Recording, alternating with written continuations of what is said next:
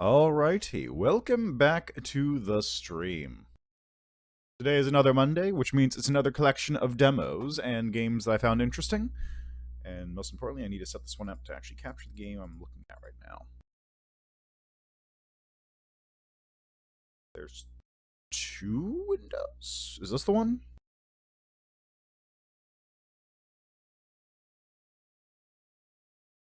Weird.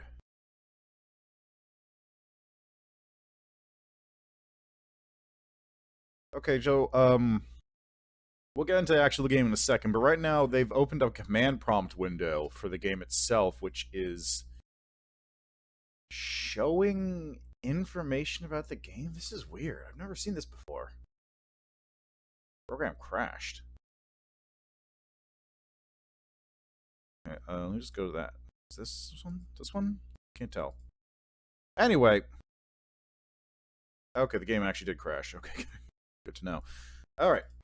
So, today is another MonDEMOS, where we take a look at a wide selection of games that interested me, looked interesting, had demos available for tryout. So, yeah.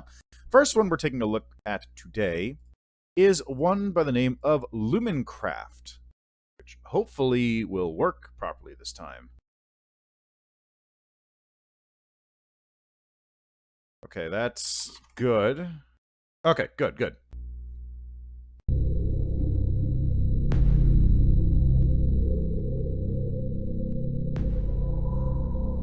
Alright, so Lumencraft is a top-down sort of base building, base defense game from what I've seen. We'll go to the tutorial here. Just try it out.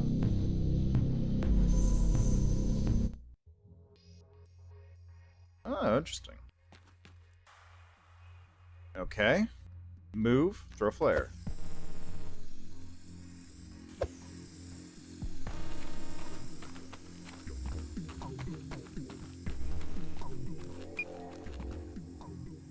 What's that noise?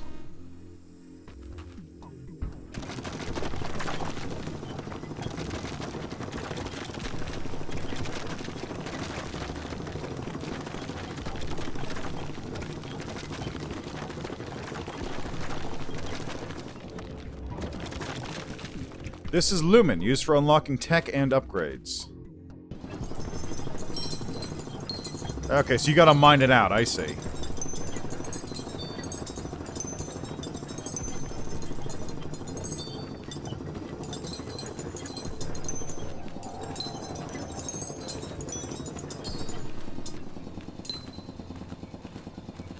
That's nothing. Some terrain is too hard to drill. You need upgraded drill or explosives. This is a drillable deposit of metal scrap used for building and crafting. Gather 15.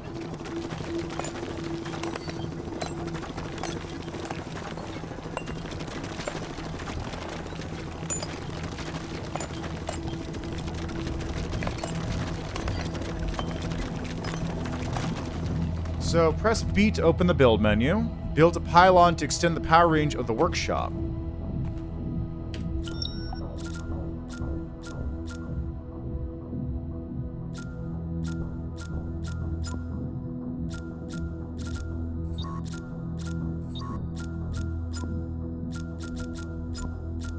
Pylon, there it is. Building overlaps player object. Building outside available range.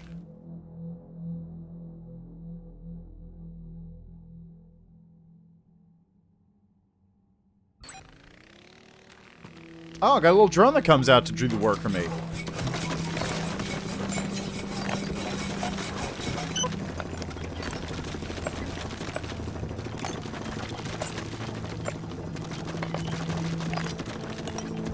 I'm just going to really quickly mine through the rest of this bit. Alright, so use the workshop to make a gun. Get some metal scraps. Very strong revolver, the Magnum. Create. And I can upgrade it if I get 50 scrap. And it'll take a minute to build.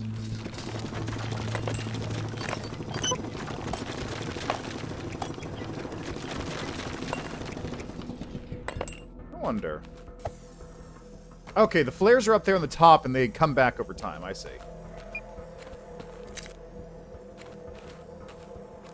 Left mouse button. Ah, I see. So I can select the drill, which is in the one spot, or I can press 2 to switch to my magnum. Stay on the platform, shoot behind the wall.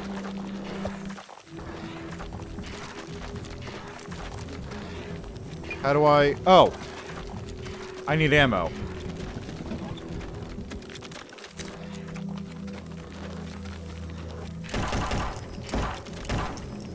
Enemy wave is approaching. Build a turret. So build... offense... machine gun turret, but I can't do it yet. So I need to get more materials.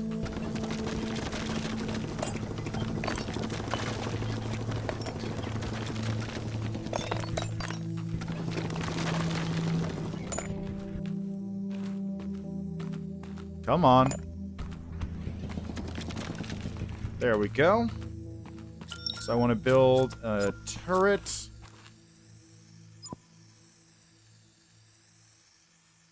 Right there.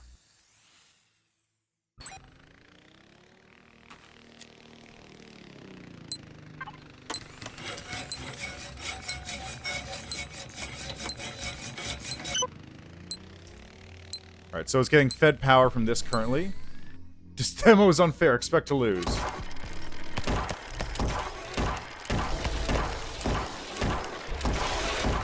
Holy crap, that's a lot of enemies.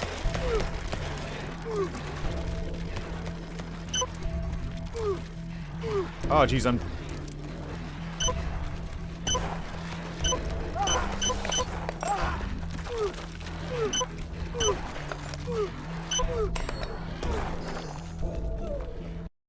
Well, there goes that one. Alright, I think I got it now. Nice brief tutorial. Let's try it out.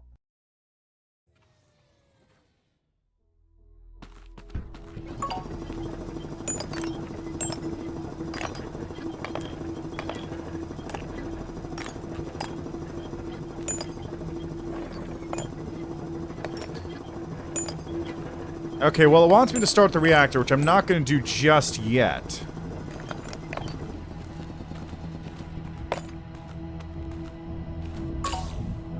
I need 25 lumens to start it.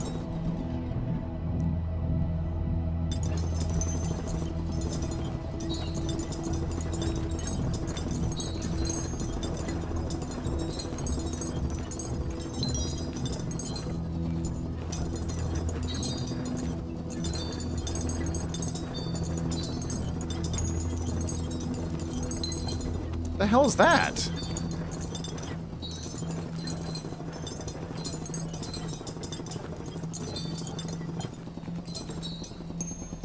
So it's a little annoying that these things don't, like, super zap to you. The hell is that?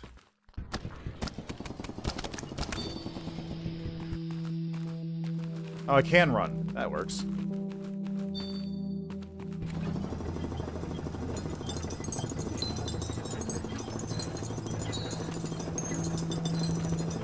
Okay, I've got enough to start the reactor, but I want a little bit extra, if possible. And also, I want to get more... Oops. Yeah, that's fine. I want to get more metal, too, so I can actually build things.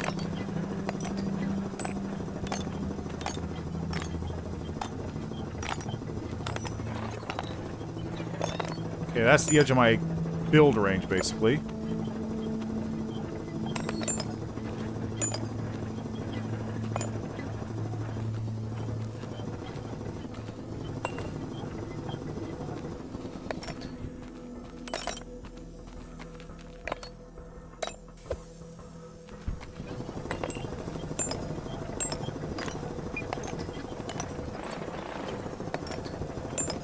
Man, it's got good sound design for, like, how it interacts with this. Like, that part right there is really good sounding.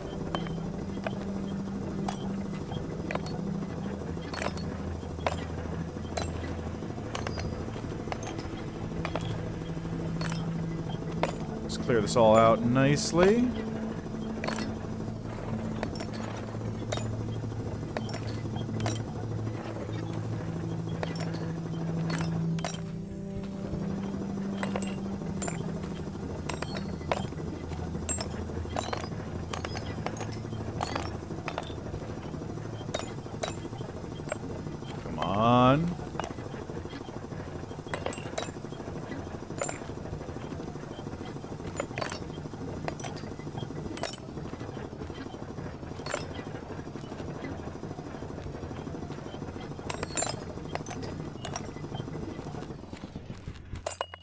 There we go. Look at all that scrap. I got enough for at least 2 turrets.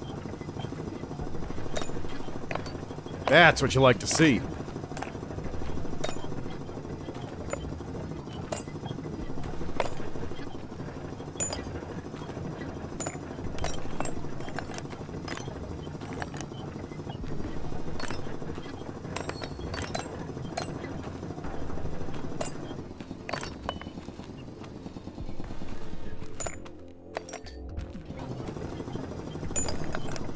Sorry, I'm just getting a little bit too into this. There we go, it's done. Okay, I can't get to that. Is there anything else around here to grab? Might as well clear that bit out since I'm not going to use that. There's a little bit more lumen here. Ooh. Very nice. Number of pylons out here, too. So it looks like I could actually expand out quite a distance this way if I wanted.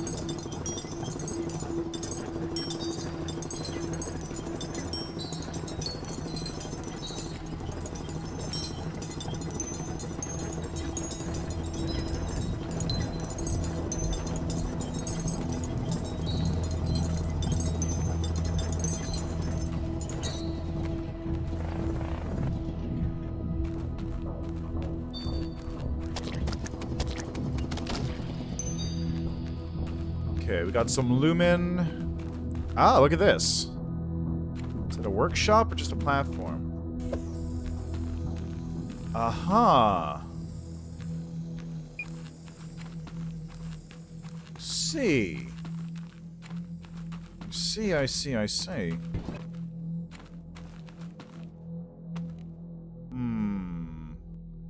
There's a bug out there.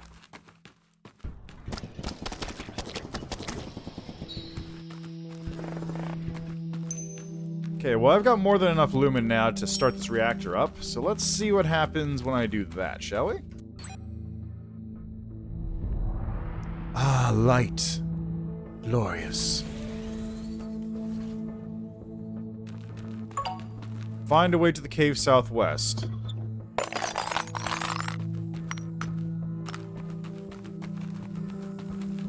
the hell is this?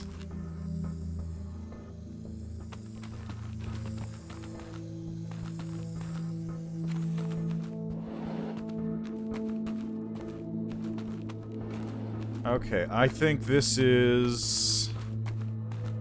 I think my first step is going to be... Let's build some turrets. Next wave in that... Just quick, huh?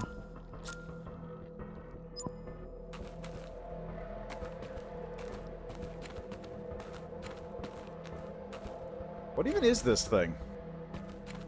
Okay, so how do I...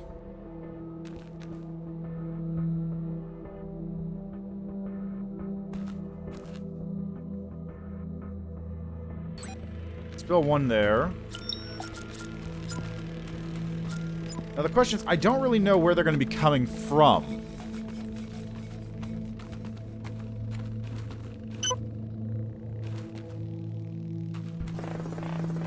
I see, so I need to build through here. I could probably go around this way.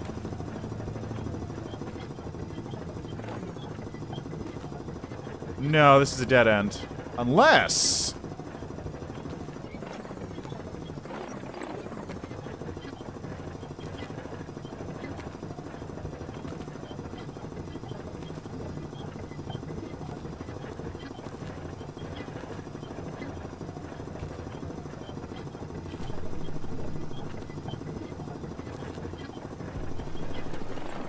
No, this is a dead end.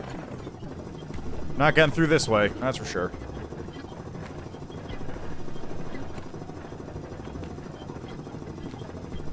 Unless...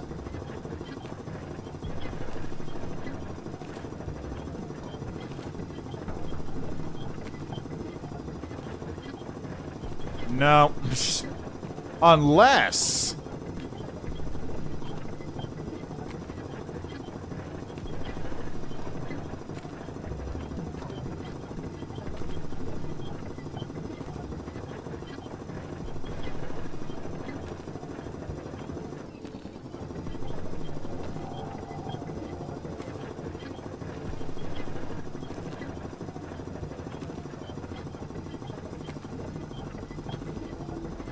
I'm gonna die because I haven't set up any defenses at this rate.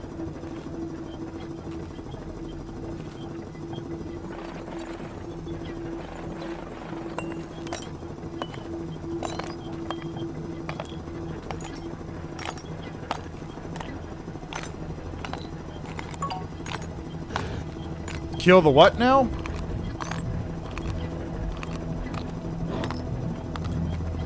Holy shit!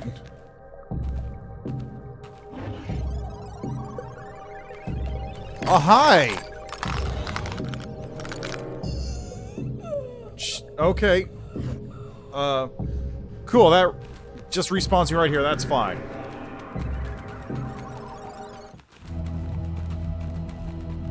Alright, more importantly, I need some turrets.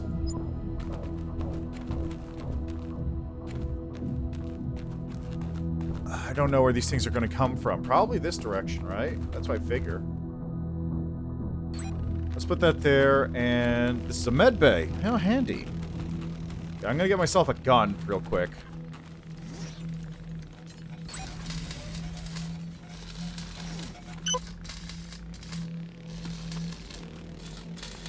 I should probably also put a machine gun turret down this way, because I have a feeling I'm gonna need it.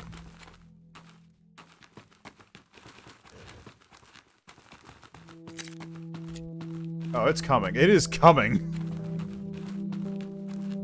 It's busting through those walls very slowly but surely.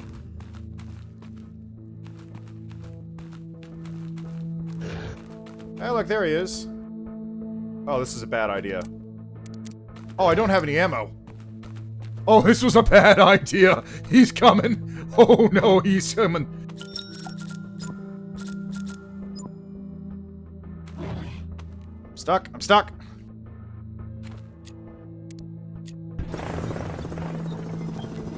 I'm stuck.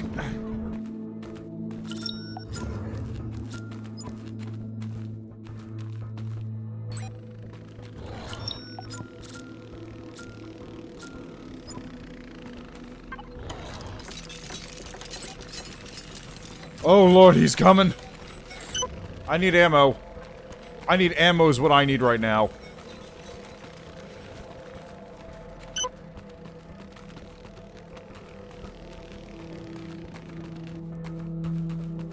Is there really no ammo around? Seriously? Oh, there's ammo. I had to make it.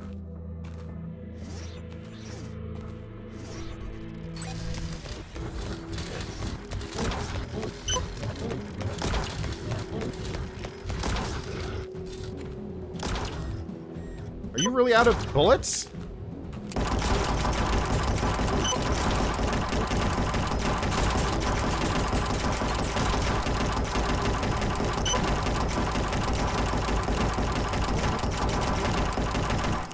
Uh-oh.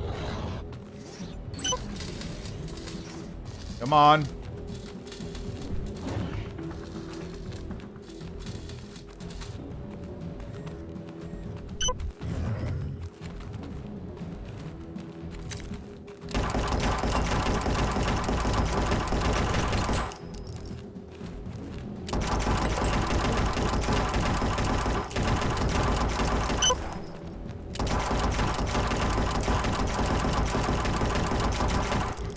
I'm out of ammo again.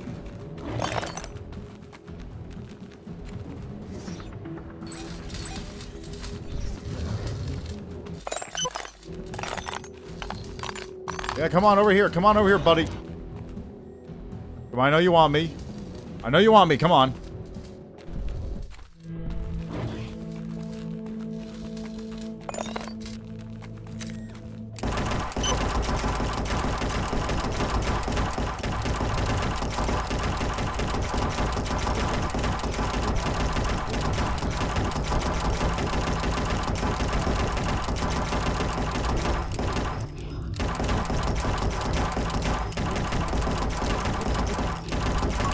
Ah!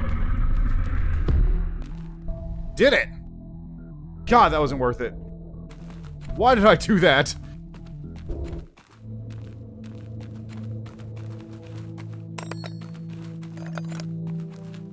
Well,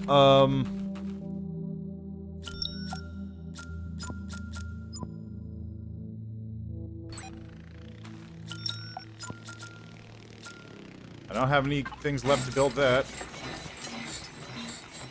Time to go pick up some loot, I guess. I really... hi, Visions Vortex. I just started, so I can't really tell you. It plays okay. Like I said, I don't really have much of a... I literally just started playing the game. It's more of a base building game than an actual, like, combat sort of game, though. Also, this is just the demo, so keep in mind that things probably will change between now and whenever the game actually comes out. I believe it's coming out in early access. So plenty of time for things to change there. I just need to get a bunch of stuff here. I've got 5 minutes before this wave approaches. What? Something hides beneath the ground?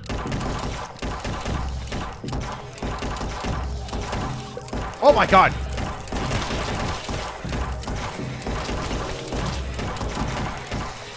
Oh my god! Get wrecked!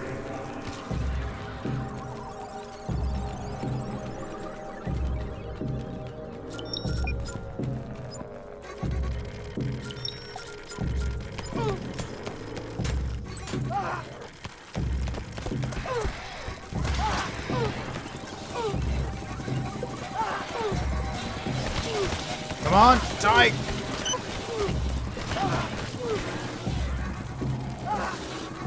You guys want to help? Fair enough. Yeah, don't worry. I'll just be here challenging or dying very quickly to these bugs. Oh.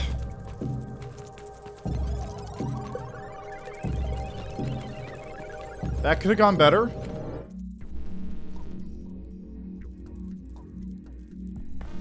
Okay, well I have plenty of scrap now, so that's one bonus. I've got no more ammo.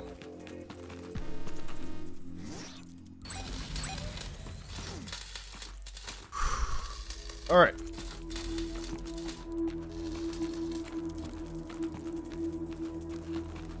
Now while that's being taken care of, let's see what's going off down this way. I probably should make a wall.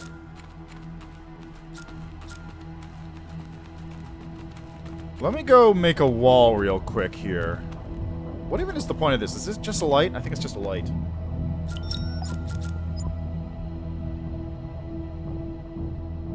Actually, let me build a gate first so I can get out of here.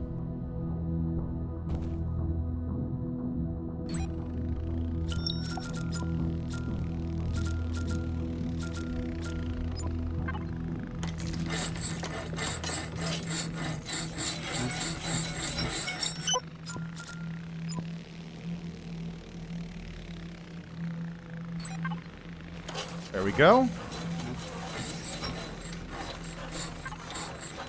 Oh god, these things have ammo?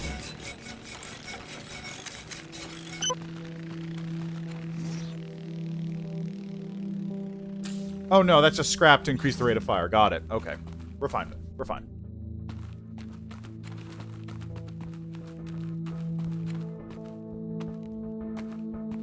I used up all my scrap already. These walls are expensive.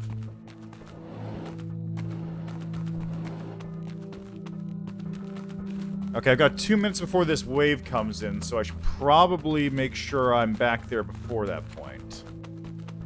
Oh my god, are you for real?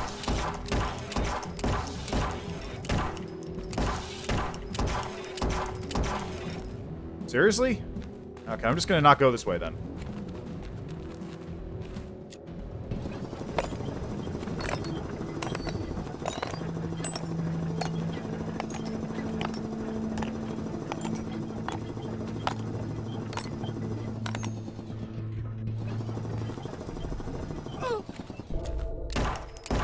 Oh, spitters! What the? Oh, they're spitting acid, and they can use it to melt through terrain, too. Oh, Jesus.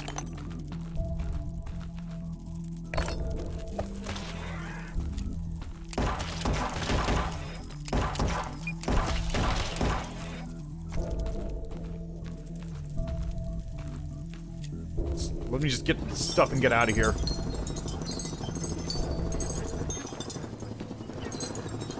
Okay, we got very little time before the next wave. Oh, God, no.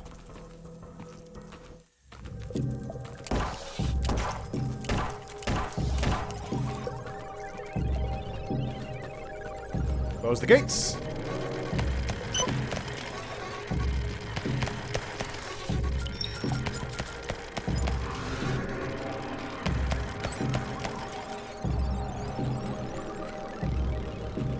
Okay, good. That takes care of that for the time being. More importantly, though, we got a wave coming in. And I don't have enough to build a new turret if I need it. I'm nowhere near enough. Light tower. Oh, okay, so it's literally just light tower. 7, 6.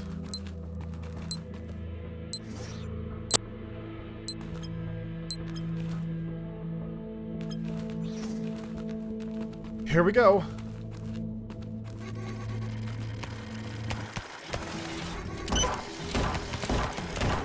Oh my God.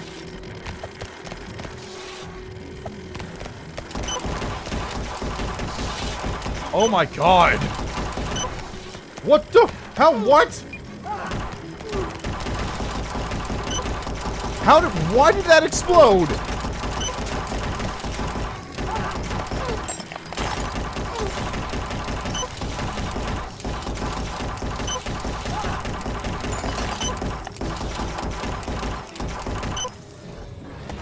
Well, there goes the reactor.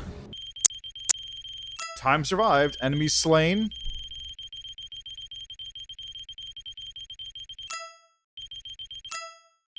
$590. And... scraps collected. 1,443. New best. Try again. Survive longer. You can do better. No, I can't. I really can't. That was a lot. Thank you for playing the demo. In the future, you can explore a full campaign, more maps, more enemies, more weapons, and destruction. We hope to see you back. Interesting game. So, obviously this is just a demo, so it's very much just like quick and easy setup. I wonder what the actual full game loop is going to be. Like, the obvious one here is you set up your base, you defend it against incoming waves. Tower defense, you can set up turrets, you can mine out resources, but as you expand, that gives more enemies locations to spawn in, which can attack you from your back or from blind spots, and so on and so forth, blah, blah, blah, blah. I get that. But I'm really wondering, like, how does a campaign or how does, like, future progression work? Because on the store page for this on Steam, it says it's a roguelike. Which, does that mean that as you get score, you unlock new things, and that means you get a better chance at lasting longer? Are there sort of objectives that you have to clear out? Like, there's the one where I had to kill the giant monster, which worked out well for me in the end. But I'm really wondering, like, what sort of way does this go? I feel like it might be sort of a, what's that game? They Are Billions? Sort of in that vein, where you just have to build the thing, and you can survive certain... You are supposed to survive to certain waves, but if you fail before that point, you can upgrade more, maybe? Like, you get upgrades that, like, you last longer, or maybe it's a fail-forward kind of thing. I don't know. I'd have to see more of how the actual game works to really say for sure. As for what's here currently, it's very cool. I like the idea behind it. I like the idea of being able to, like, set up this sort of dynamically built area. You can drill through walls to try and make choke points. You can set up different turret arrays to sort of snipe the enemies as they come through, although there's a lot of enemies. Rocket turrets would probably be really handy. Like, that sort of stuff. Like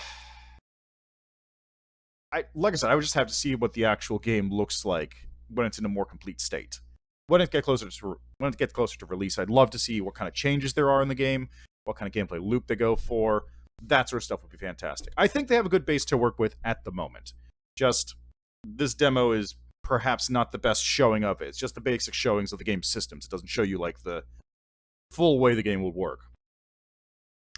One thing I would love in this, because I feel like it's basically built for it, multiplayer. Doesn't have to be anything special, just have like 2, 3, 4 people on the same map. And, you know, like you get to have multiple people gunning down enemies as they come by, or you have one person like furiously trying to mine new resources while other people are building up turrets to try and defend from incoming waves. You can even scale it pretty easily, just make the timers go down by a certain amount depending on how many extra people are in there. Single person gets like 15 minutes, other people get like more people get like 10. Like that would be really interesting, I think personally. I think it would be, and I don't, well, it might be like a little tricky to implement because I don't know how experienced the developers are with netcode and that sort of thing. I really think it would be a cool addition to the game, which would help a lot with that. It's not like it would be particularly resource intensive, right? Just 4 people on the same map. Anyway, yeah. So that is Lumencraft. The demo is available on Steam right now. You can go check that out. See if you do better than I did. I only lasted for like 2 seconds once the wave hit. So maybe you can actually last through the entire wave. I doubt anyone will be able to like continue lasting because I had 4 minutes to rebuild after that first wave. So I would need a lot of stuff to do. But yeah. So that is Lumencraft. That's where we'll leave that one for the moment. And on to the next demo.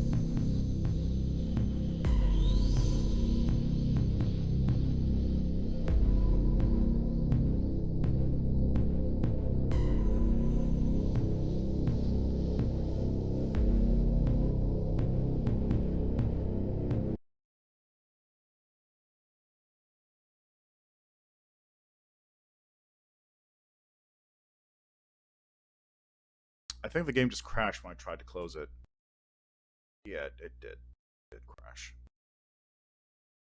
Just give me a second here. I gotta get the next game started now.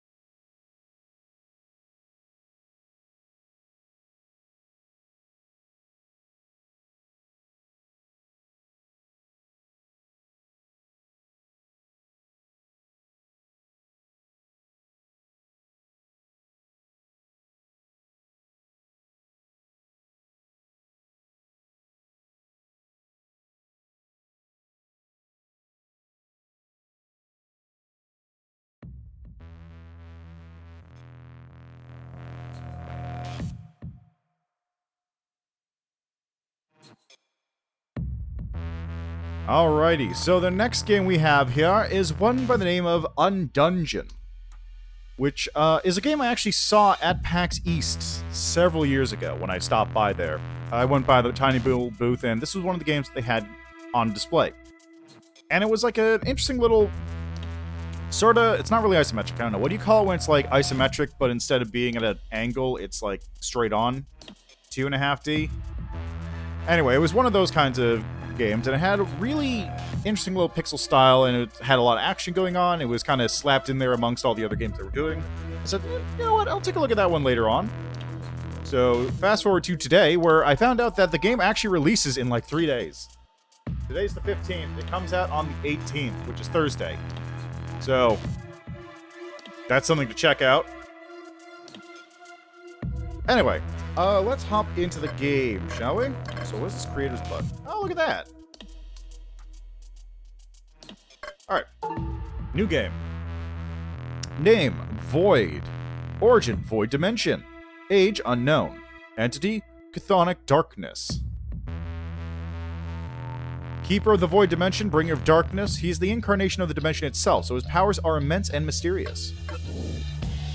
Character is locked. Alright, let's start with Void then. Probably going to want to bust out a controller for this one, but we'll see. Laughing machines. Tiny build. Strange, isn't it? From childhood, we have been told that the universe is endless. It was said that there are millions of worlds out there, and that none of them can be reached.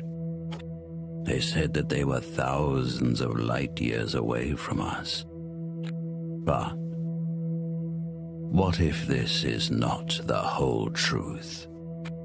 What if we live in a multiverse where a thin membrane separates worlds from each other, and this membrane is not as strong as it seems? 7 worlds, 7 variations of Earth were instantly merged. Those few who survived called this cataclysm the Shift. Cool. Organs can affect any characteristics, modifiers, or chance effects on nodes, changing angle from... When the Herald runs out of health, incoming damage destroys his organs. Just clean the wound before replacing the damaged organ. What? What? Hold F to be born.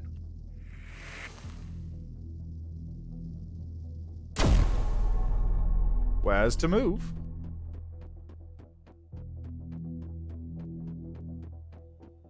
Hold F to be born is a, the fuck is going on over there?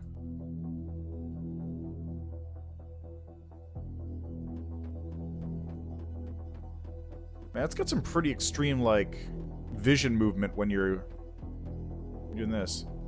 Yeah, look at me spin.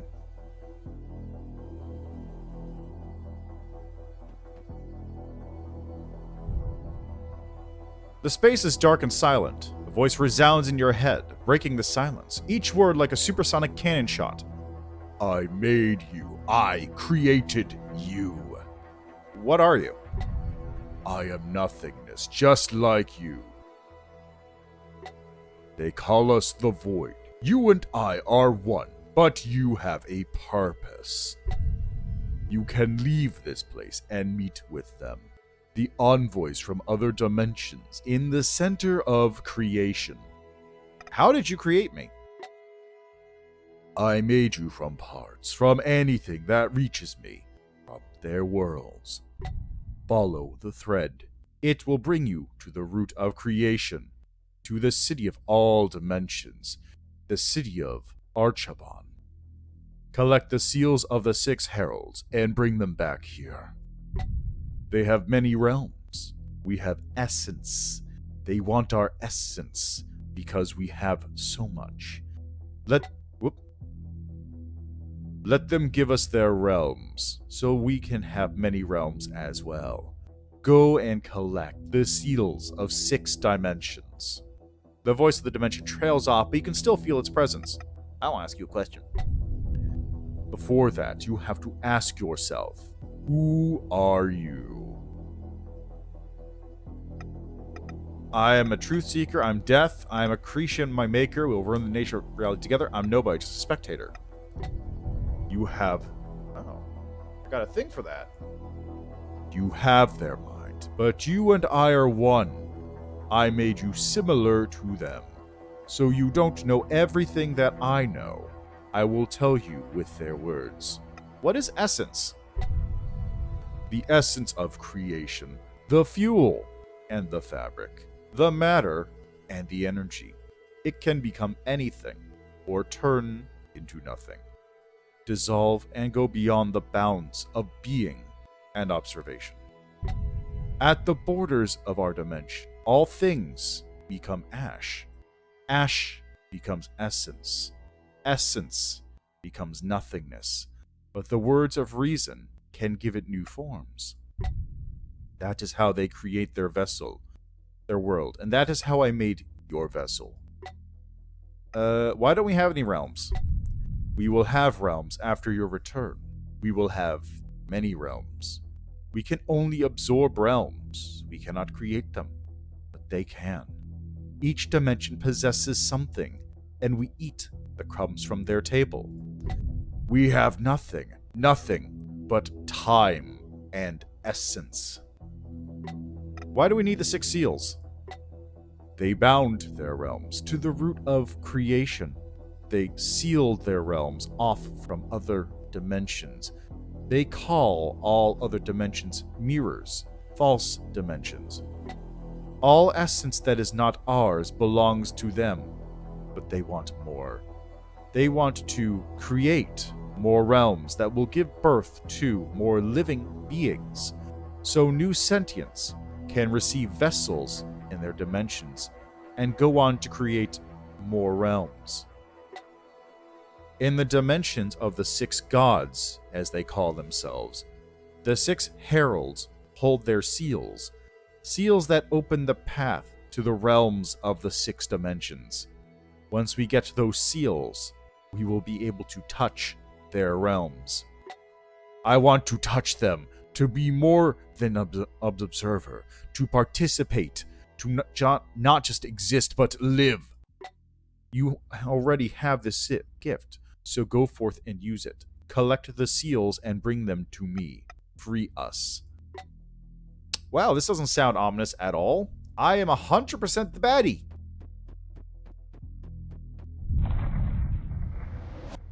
Thanks, man.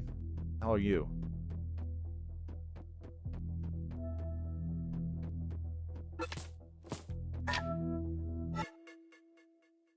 Press Control to open the communicator. This is an incredibly important device that lets you communicate across dimensions. You get messages containing information about the world around you and requests from beings you meet on your travels. Handy. Okay, you might run into enemies. To dispatch them, press left click to attack.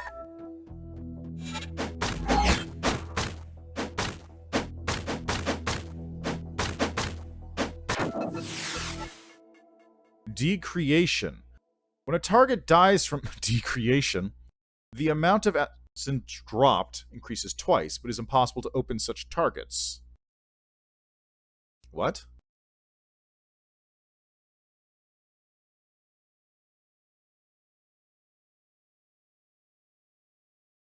What does that mean? Press left click to activate a shield that protects you from any single source of damage once. Hold left right click to create a mine in front of you. After some time, the mine will explode. If it takes damage, it will detonate sooner. The mine can damage you as well as your enemies. You can combine both abilities of Clear Ribs. After you protect yourself with a shield, you can drop a mine and activate it with an attack when enemies are nearby.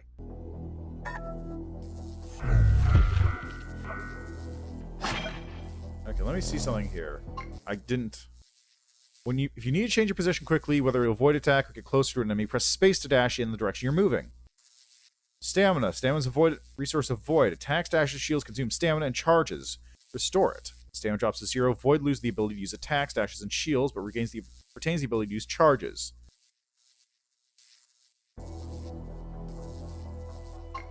Okay, decreation. Cutting. When a target dies from cutting, the chance of dropping things increases, but such targets cannot be opened. When a target dies from a kill, the number of items dropped down increases and the number of organs extracted by autopsy increases. When a target dies from incineration, the chance of falling out runes increases, but such targets cannot be opened. When a target dies from tearing, the number of runes dropped increases, but the number of dropped essence increases. What the fuck does that mean? What does open mean?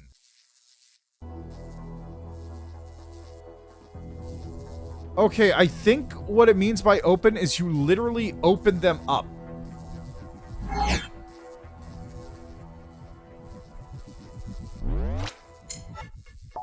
Heralds can use the enhanced skills of their items. Depending on the item, press the button corresponding to the item. After the indicator appears and fills over the character, release it. Each item has its own enhanced abilities. There's the dash.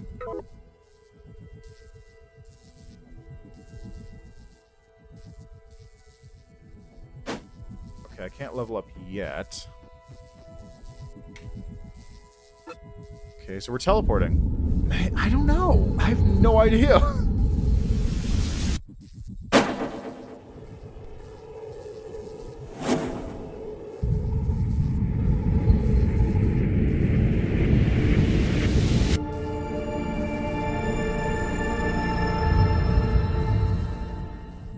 I appear to have lost my position.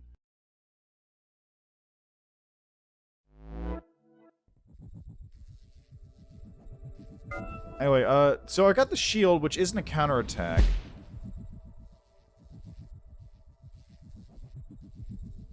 Herald, my greetings. I am Vidicus. By sheer coincidence, I became the guardian of this hub and am obliged to help you. The fate of the universe hangs in the balance. I apologize. Where are my manners? You probably want to have a look around and get acclimated first. I have waited a very long time for this meeting. I can wait a little while longer. Come find me when you are ready to discuss business.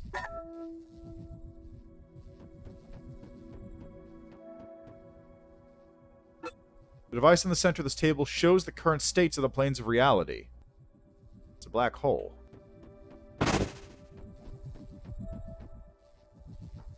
Dimensional pier like the one I used to get here, but this is a lot bigger.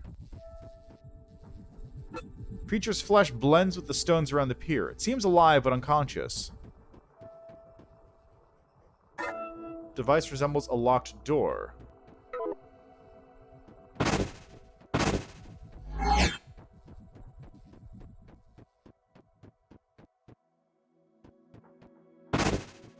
Huh. Alright, well I guess it's time to talk to the eyeball.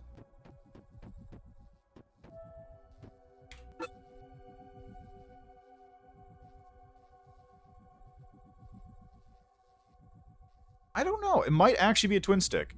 I imagine one of the characters probably has a gun. Something like that. Did you get a good look around? Yeah, what happened to Archvale? Archvale once stood on this very spot. Well, more precisely, the cosmically massive core of creation stood on this spot, and the 6 districts of Archvale surrounded it. When you were on your way to the Council of Heralds, there were a few who knew of this, but it seems one of them did not want you to make it there. There was a coup in Archvale, and someone used Marduk's personal weapon. I'm not hinting at anything. Marduk's personal weapon, to sever your thread from the core of creation, plunging the void dimension into the abyss and spilling its essence into the center of creation, directly into Archvale. Only it just so happened that your core is here, and the core of creation fell into the abyss along with your dimension. And Archvale fell too, of course, and everything else. So everything is sliding into the abyss through the hub Dharma created, slowly, gradually, like through the eye of a needle. What happened to the other worlds? The core of creation is falling into the abyss and dragging every layer of the universe along with it. We can't stop it. The core's already past the event horizon, but we can temporarily raise it from the abyss and gather mass from the 3 divine cores. This should be enough for us to create a new reality. Yeah, I have no idea either. There's a lot of stuff just happening at me. It's not happening to me, it's just happening at me. Yes, the core of creation and Archvale is... The core of creation is dipping into the abyss, which means that I have to create a new universe by gathering the 3 divine cores. Whatever that means? What do you mean, we? You, me, the Keeper. Those few immortals who have not yet fallen into the abyss along with the core of creation. No one knows how much time we have left. See? Go on. Go to the central pier. The Keeper has everything ready. The pier will take you to the Q dimension. Well, what is left of it after the time in the abyss. It's a world of arid deserts, hot during the day and cold at night. Do not expect a warm welcome from the inhabitants. They know about as much about heralds as they do about waterfalls. What do I need to do there? You must activate all 7 gravitational piers in the Q dimension, which will transfer some mass to the hub and unlock a pathway to the Divine Palace. Then you'll just have to convince the dimension's god to bequeath all his mass to the hub core. That's all. Vidicus makes a strange motion and laughs. What do you know about the Q dimension's god? One of the 2 original gods, the one that now calls himself Motor, used to go by a different name. I heard legends from the ancient essences that long, long ago, he was the god of thunder and lightning until he met Kashtra, who taught him to play Aegon. That is all I currently know about him. What the fuck does that mean?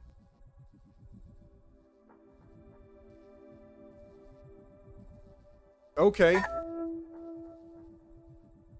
Yeah, right? There's a lot of incomprehensible words that are happening to me right now. You're not prepared. It was incredibly difficult for me to raise your core from the abyss. It seems she's speaking in a dream. Viticus, that lazy blabbermouth, didn't explain it to you. This is not Archvale, Herald. Refresh your memory and your skills. You need to be prepared for the coming journey. Battle. The keeper points you to a door leading to another dimension. Alright. The training room.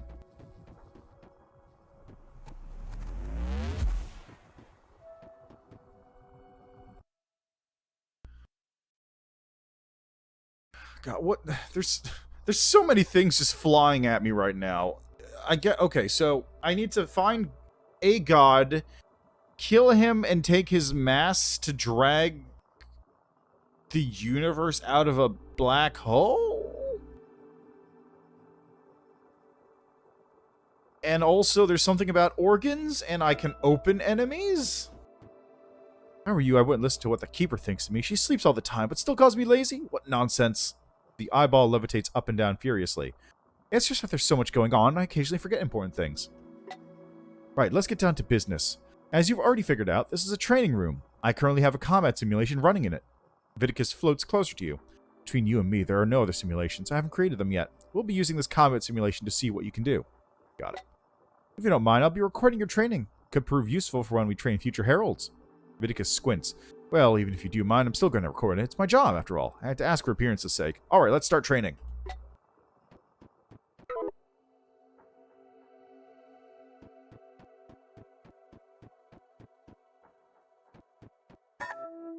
Oh, I see.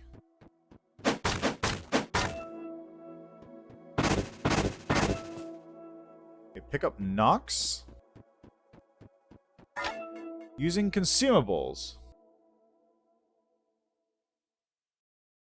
I don't think it's quite like that. It feels more like...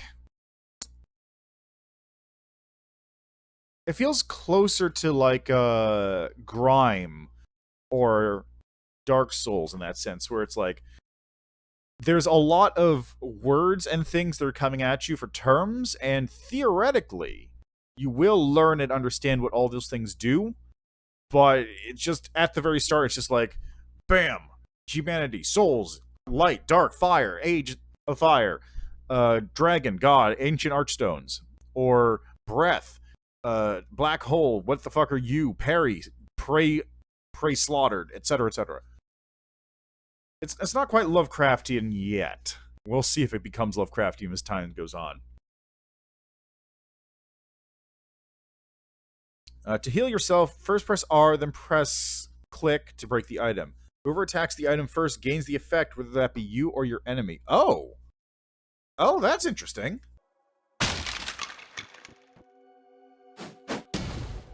Oh!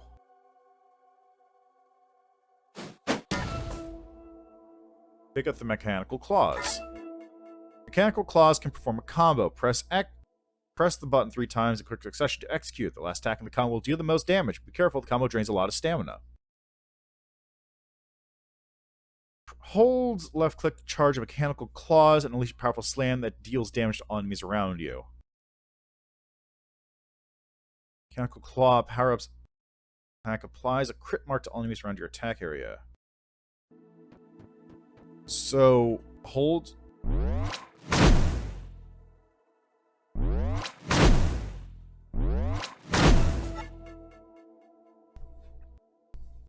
Yeah, I mean, Blasphemous was very much, like, religious, so they just got to borrow a lot of sin kind of imagery and such from, you know, actual religions in order to get their point across. So that they didn't have much to go in terms of that. Dark Souls really only had, like, humanity as a item and an existence as opposed to just a concept.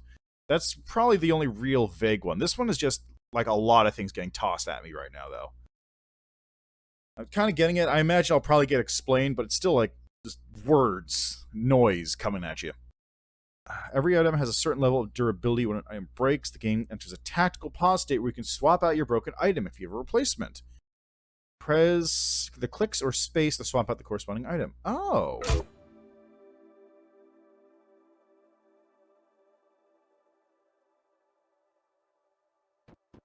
Huh. Use a power-up, press R, then press click to break the power-up item. All power-ups temporarily enhance various parameters.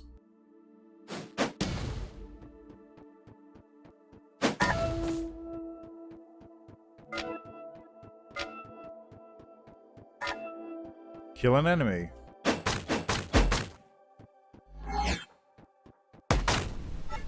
Enemy attack buff. Enemy damage increased by 100% after an attack that successfully hits you. This isn't K-Byte. Stars over their head. Stars are lost over time and return to shields that block a single hit. There are items that can remove those buffs.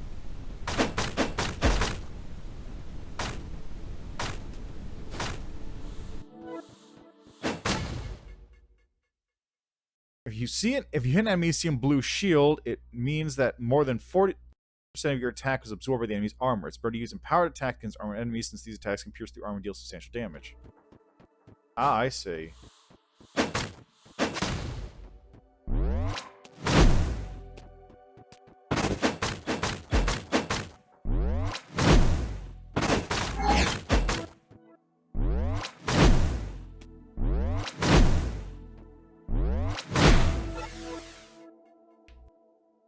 Yeah, a little bit. Although it's very odd. Like there's also that part where the enemies, when they use items to heal up, also toss their items out. But why would they do that? Do the items get like... There's a lot of weird systems going on in this game. There's a lot of weird systems going on in this game. From the fallen enemies, in addition to the usual items, will fall a grain of essence. The bigger and stronger the enemy is, the more essence will be drawn from it. Essence is used to enhance cores. Accumulation of essence in core enhances its passive bonus. Yeah, I could. I could actually smack the enemy items in order to pick up their power-ups and healing. Okay, I also got a primitive eye and advanced gland from the body.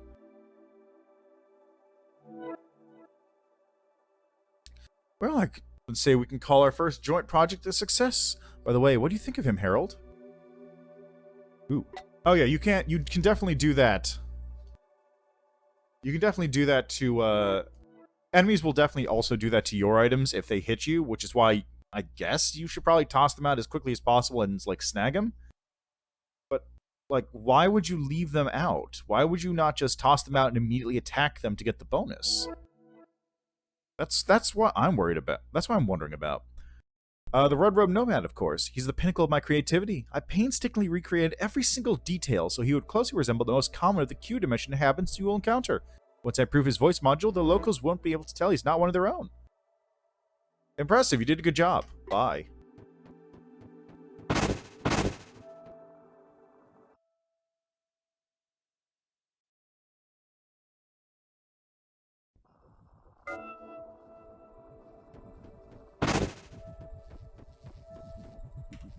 Oh, I didn't even know she's growing out of the rock. Oh my god, she's all over it. You can use dimensional piers to fast travel around the world. Once piers activate, you can teleport to it at any time. But like, look, she's over here, here, and here. Wait, no, that's way more arms than there are. Okay, that doesn't make sense. She's got 1, 2, 3 arms, possibly 4. Alright, well, let's head to the Alpha Pier.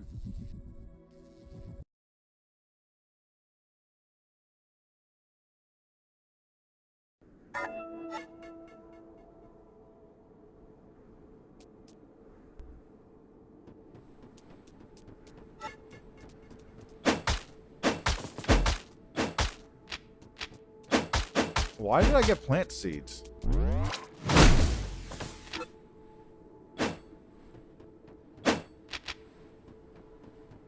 Possibly? I don't know, it's very unclear. Also, she's growing out of a rock, so I wouldn't be too... It's very unclear.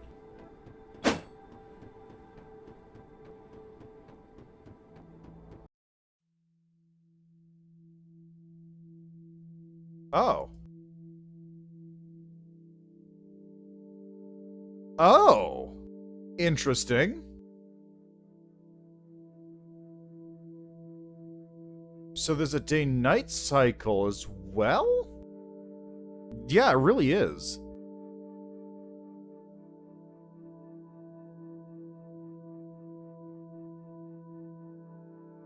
So we're in Q dimension right now, right? Which is just this whole area.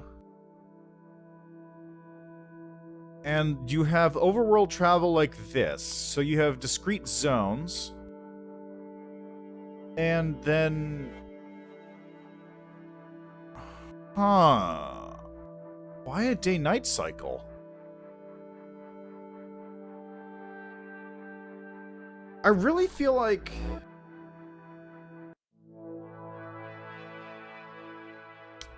So, okay, this isn't like a knock against it right now, but what I'm currently feeling like when I play this game is it's a game that was...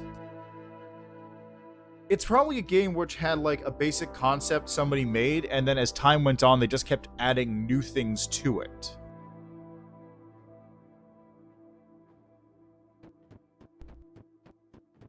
Like, they just kept adding new things like, okay, what if overland travel was like this, but we did the combat in the game like this, but also, like, let's do this and this and this and this and this and this. You've got nomad food for some reason. And nomad jewelry. You've got people here. You can talk to them. Huntsmen. Hello? You see a being in a ragged orange robe. His face is completely covered by a metal mask, holding a massive weapon. He disassembles, cleans, and tunes its weapon with precise motions, and he notices you. He freezes like a statue, and you can sense his dumbfounded gaze from behind the visors of his mask. The being wipes the visors of his mask and shakes his head from side to side. This can't be a dream. I just can't believe it. Harold? Mistake me. How is this possible? After taking several deep breaths, the being calms down and more or less comes to his senses. My lord, my name is Engel of the Chinobari tribe. Please accept this gift as a token of my appreciation. The nomad hands you a bundle and stands up. My lord, my life is in your hands, and you can dispose of it in any manner you wish. You can summon me at any time, and I'll follow the path you direct me down until my spark fades out. I'll await you here until you show me your will and summon me into your service. If I can help you with answers, then I will await your questions. Let's do some other time. A little weirded out that guy is so ready to kill himself. I don't know. It has a demo, so you can try it out. Also, hello, LS. Yeah, exactly. It takes time to learn the mechanics. It's a very interesting game, but I still don't know what to make of it, because I'm still very early in. This strong, experienced warrior seems to be caught off guard when you appear. Oh, mother of my boys, I can't tell if you're real or not. What are you? I'm real. Hang on, you're a herald, aren't you? Immortal messenger of the gods? I need your help. Please, whatever god you serve, help me and I'll help you with anything you need. You notice this being has a very tangible core. Only a relatively ancient entity could have one like that. I need information. Alright, I'll answer your questions, but let me introduce myself first. My name is Ian. I've gained a great deal of hunting experience in these parts, and I'm known as a successful huntsman. Every family needs a good hunter, and even though I'm not a master yet, the tribes around here have faith in me and decided to entrust their young ones to me for training. So now I'm training several groups of hunters. Well, was training. The nomad size heavily. I also do a little trading. What are you interested in, Harold? I'm looking for a big ball. When I saw that thing, the legends about heralds, messengers of the gods, were the first thing that came to my mind. How you appear when the world is about to change or its time has come. Where'd you see it? The core emits powerful vibrations that would drive me mad at night, and that's how I found it. I don't remember ever seeing the thing there before. The hunter marks the location of the core on your map. I think this is what I need. I answer your question. Will you help me now? Alright. Recently, the animals we hunt have become more aggressive. We've spotted red vinegaroons were more heavily armored than normal and can spit acid. Some of the red ones are even gigantic. I've never seen anything like them. Perhaps they crawled out from under the ground, awakened by all these vibrations. Alright, thanks for stopping by. Good luck with your school stuff. We don't have the right weapons to hunt creatures like these, especially the big ones, and we haven't figured out tactics for fighting them yet. So we always did our best to avoid the red vinegaroons, especially the warriors. But that night, we decided to ambush one, fight it to see what it could do. My students have been asking me about this for a long time, and I, fool that I am, finally agreed and planned that hunt. Go on. But I overestimated our abilities. In our very first encounter with the beast, I lost 2 students and our only experienced hunter, and was wounded myself. The worst part is that I don't even understand how it happened. I think the creature turned invisible, although I don't really trust my eyes anymore. I decided to get the other 2 young hunters. The 2 other young hunters who were with me out of there. Groups that were supposed to set up the ambush apparently didn't make it to their spots. When we got back to the camp, I noticed there were even more vinegaroons around than usual. The others may have woken up surrounded, unable to leave their campsites, which would mean they were now baking under the ultraviolet rays. The hunter observes the sky through all of his devices. It looks like the metastorm is winding down. It's going to get very hot on the surface soon. The wrinkles on our necks and chests will be irritated even at night. I'm wounded. I need healing ammo and supplies, but I'm afraid the younglings won't last long enough. They're still alive, that is. Can you find the hunters and bring them back here to the camp? I'll see what I can do. The hunter enthusiastically marks a series of coordinates on your map. I marked places where the hunters might have camped for the night on your communicator. The spot where we trapped the beast in case you want to finish what I started. As you can see, I won't be finding Shay for a while. The hunter grimaces awkwardly, pointing at his gut spilling out from under the side of his shirt. I bid you find the young ones first. I don't think they'll last more than 7-day-night cycles in this heat, with what supplies they have. Speaking of supplies, they probably ran out of them. Here, take some. This should be enough to sustain them once you find them. Oh, so day-night cycles are actually important for quests. Oh. Oh. Trapped hunters. Scout the area. Mirror. What the hell is this thing anyway? Second group of hunters. Well, this one's close by.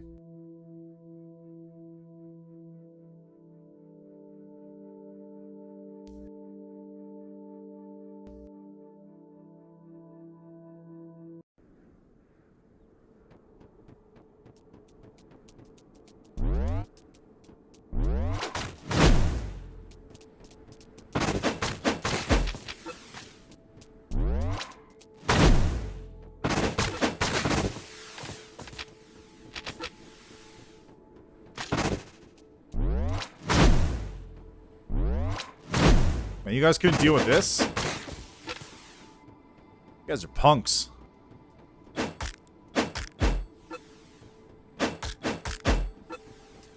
Oh, the little baby ones.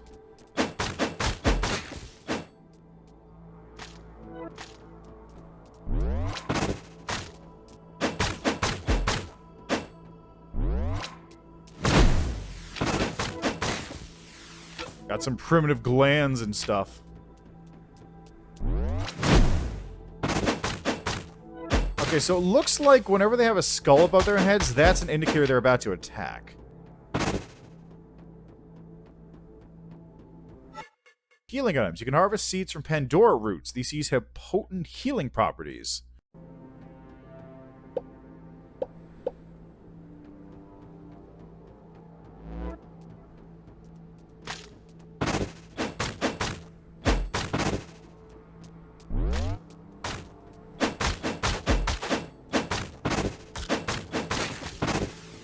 Oh, that's a lot of them, actually.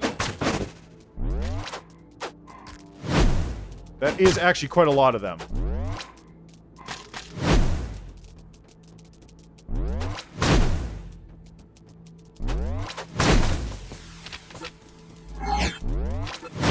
Oh, I see. The star eventually converts into a shield. It's not an immediate conversion into a shield. Got it.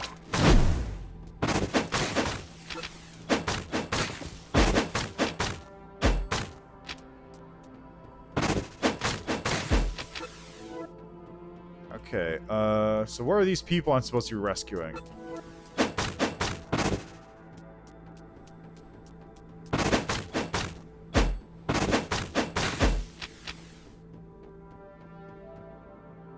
Ooh, we got a chest. Fancy. I got some coins. Ah, there they are.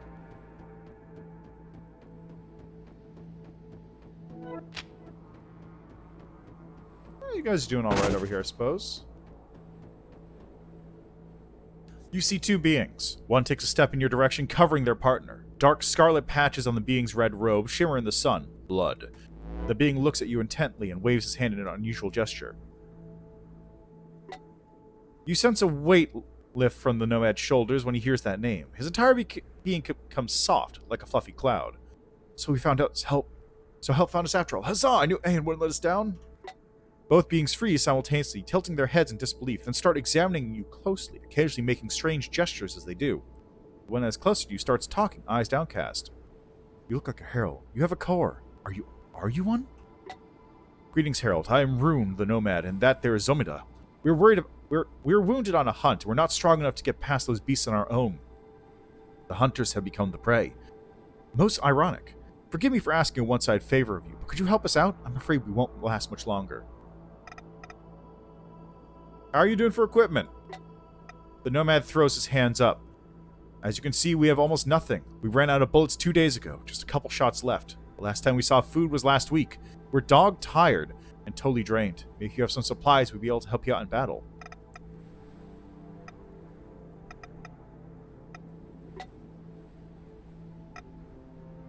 I don't have anything useful.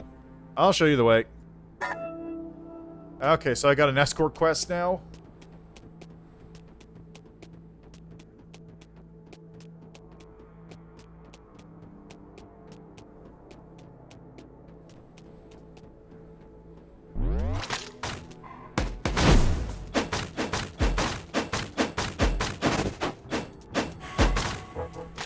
Oh, I'm out of stamina.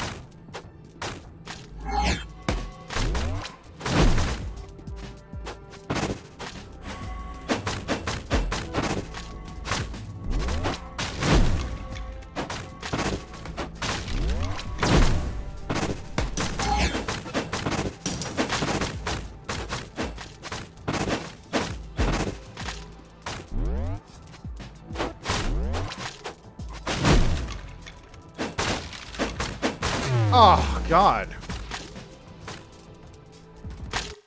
Okay, let's try that again.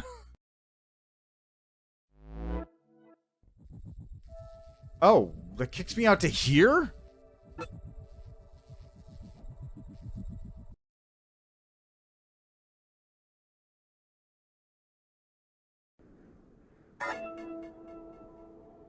Oh my God, that kicks me out to here?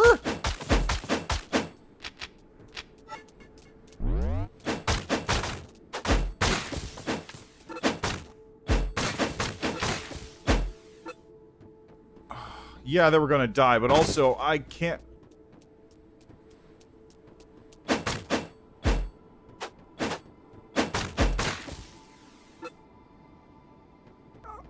Are you serious? Are you fucking... Oh my God.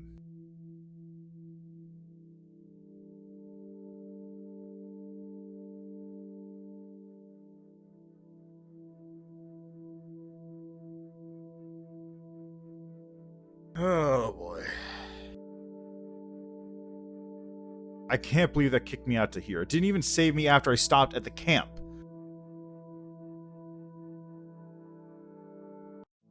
Like, is there a... No, there's no save kind of thing.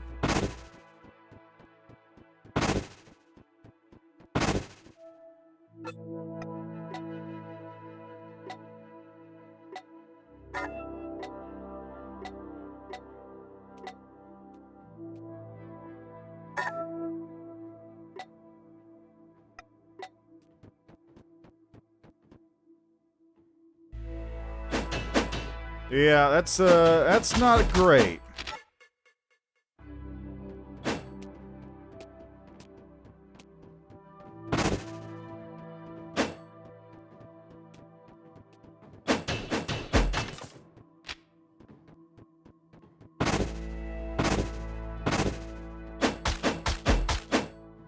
I killed the chicken.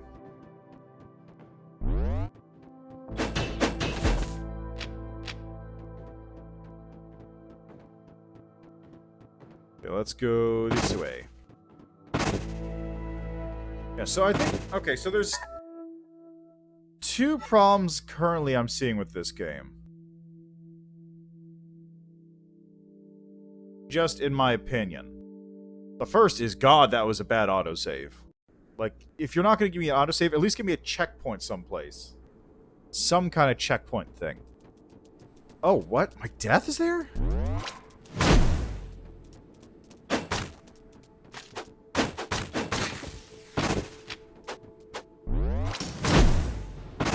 The second is, I would say, the combat doesn't, like... really give you enough feedback when you're hitting. Like,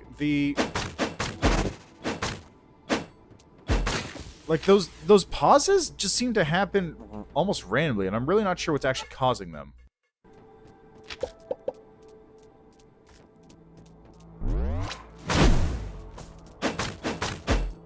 But there's not enough feedback telling you, like, this is where enemies are coming from.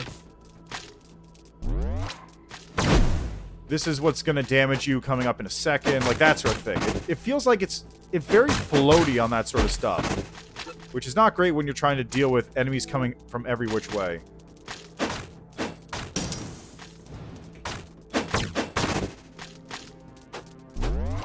God, that's a lot of enemies.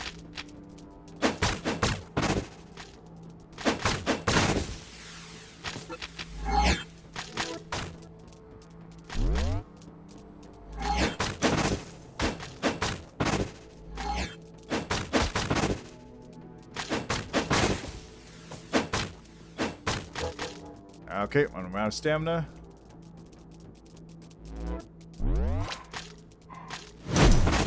I'm possibly, it's hard to tell exactly though.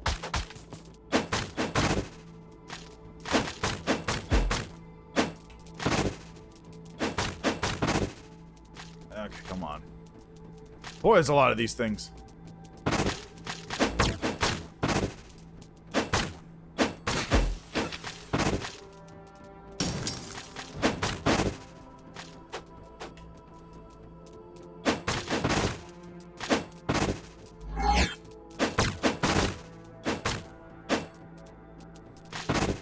Come on.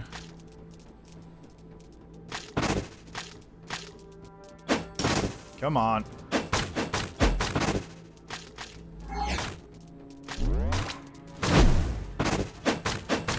Like, it doesn't... Hitting the enemies really doesn't feel good is the problem here for me.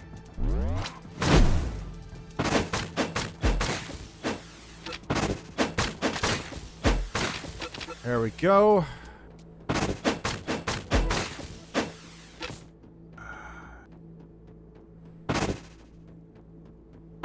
Okay, are we set here? Do I get another chance at saving these people?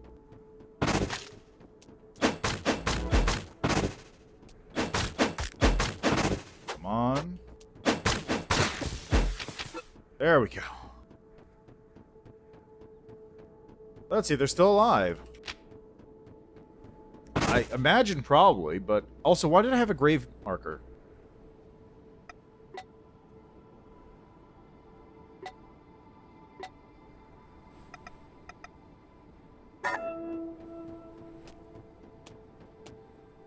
See you coming? Yeah, but I'm curious why it's there, because it didn't, like, drop anything, I don't think. What are you doing?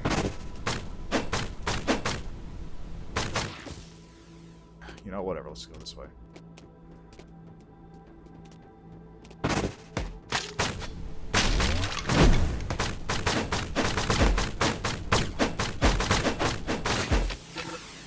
There we go. Now please just don't aggro things.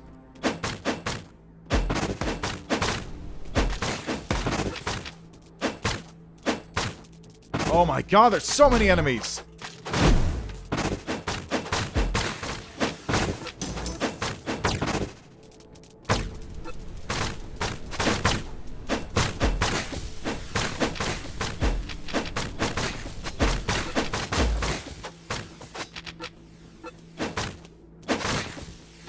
Okay. Let's keep going.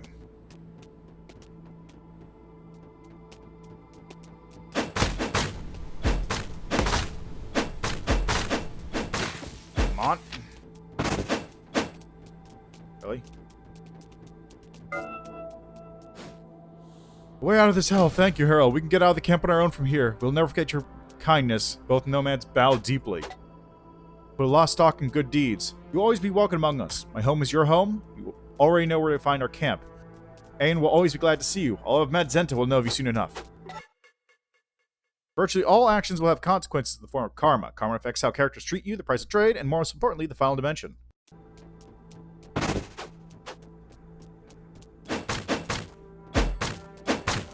Okay, so it will affect the... It'll affect the outcome of the final thing. Good to know. Okay. Scout the area at the coordinates. Just head there, I suppose.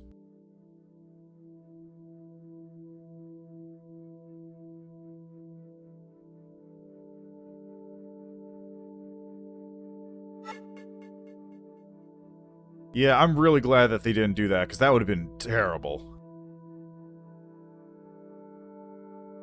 I've seen some games where they actually do that, and it's really funny, but also so annoying. Okay, let's see if I can find where I put them.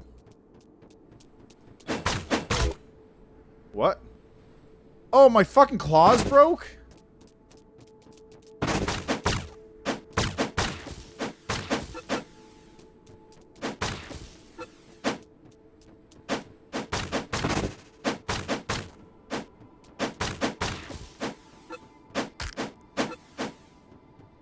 Well, this is very not good.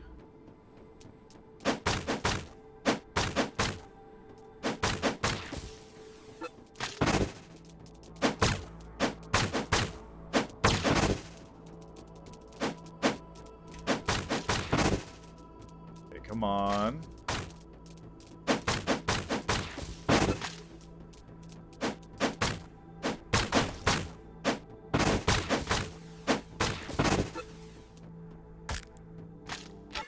Ah, press Q to use explosives. If you hold Q, you can aim more accurately. Bombs or grenades are highly effective against groups of enemies. Be careful, explosions can hurt you too. I figured.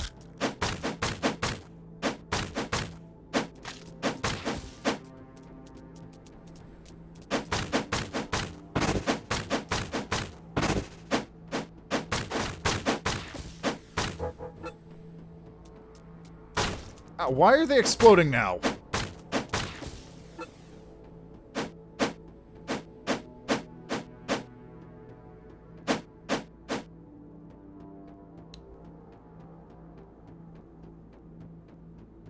Okay. So now...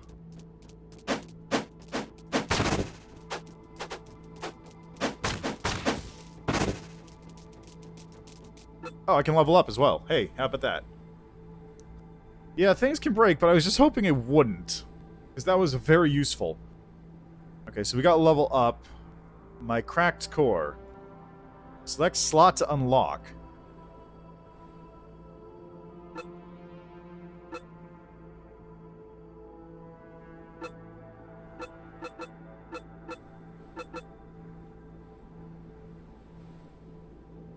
Yeah, it's a little weird. It's mostly just the way that the... Okay, I'm not sure what the deal with this is. I think I don't have whatever it goes in there.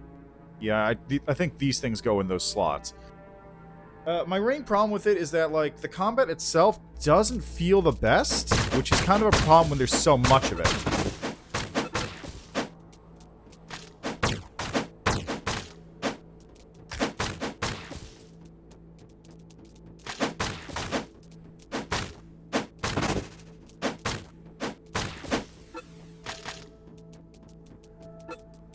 Give me that. I got an agility 1. Oh, I see. So I take this rune and I put it here, which gives me more agility. How? Are these things just going to infinitely respawn? They probably are.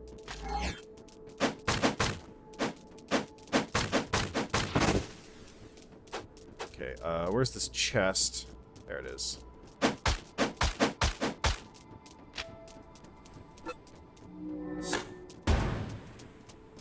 Oh, I got some money out of it. Woo! Coins!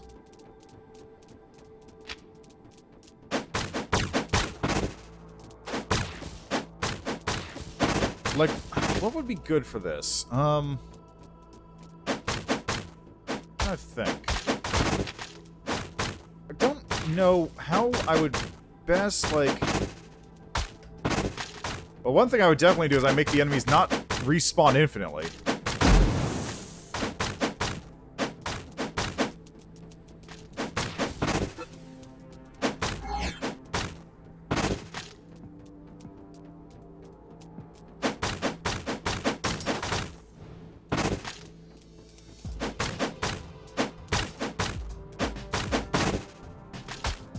I think this is... I definitely think this is the kind of game where it's like, it was a simple idea that got expanded on a lot as time went on by the developers. Because that's really how it feels to me. Multiplayer when single player amount of enemies commits one. Yeah, I got that feeling too. But like I was saying before, this really feels like the kind of game where... Oh, so let me just... Just heal up a little bit there. It really feels like the kind of game where the developers like put a lot of... Let's say it was a simple idea where it was just going to be like a twin-stick action game. And they said, what if we had weapon breakage? What if we had quests? What if we had karma? What if we had all this other stuff? What if we had a big overworld map that transferred you between different areas? Like, that's what it feels like to me. Just like, what... The developers just going, what if, over and over again. It's... And then, of course, I'm not sure how well it's all integrated, because right now it's just a very brief thing. I don't know how, like, how do you get new weapons? How the trading works? I should try that when I get back. Ian sent me. I'm a herald.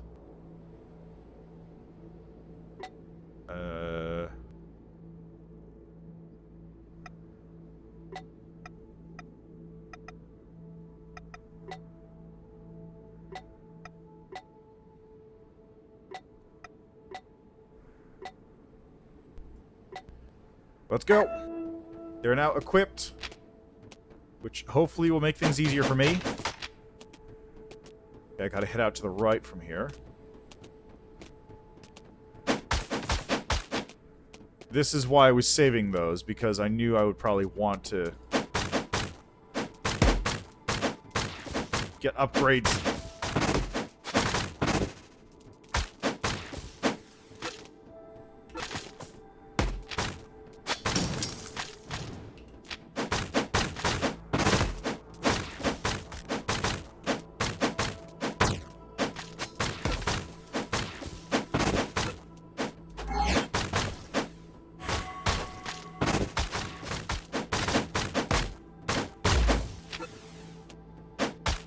Okay, they're gonna just wait for that thing to come back out. Yeah, I figured.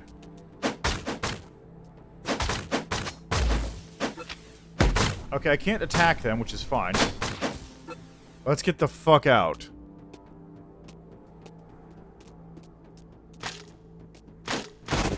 Oh, I can dodge. Okay, good. I do have iframes on that.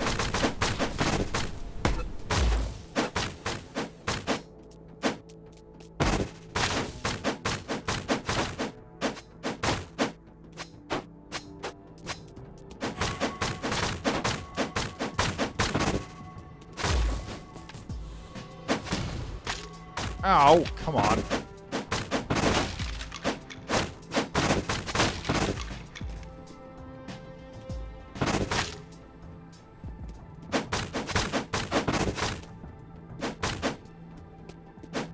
Ah, jeez, come on, get back here.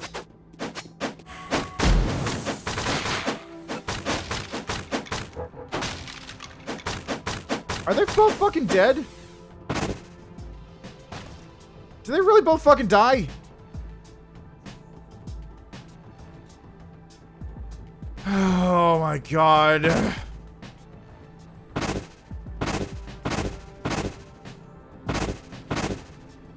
Well, that's that.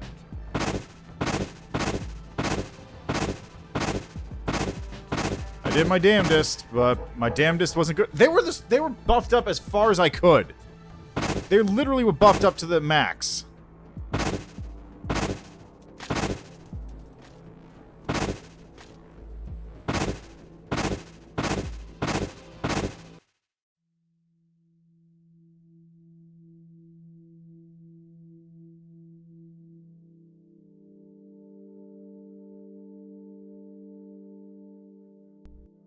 Okay, what is this thing? What's a mirror?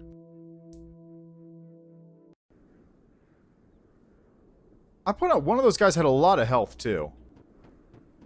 What the hell is this?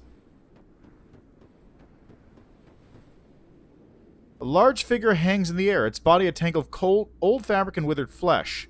The being wears a small porcelain mask, but there doesn't appear to be a face hidden behind it. Its speech sounds like a choir of frail voices, occasionally out of rhythm. One voice, hoarse and malicious, stands out from their choir of childlike voices. I have been waiting for you, What the fuck?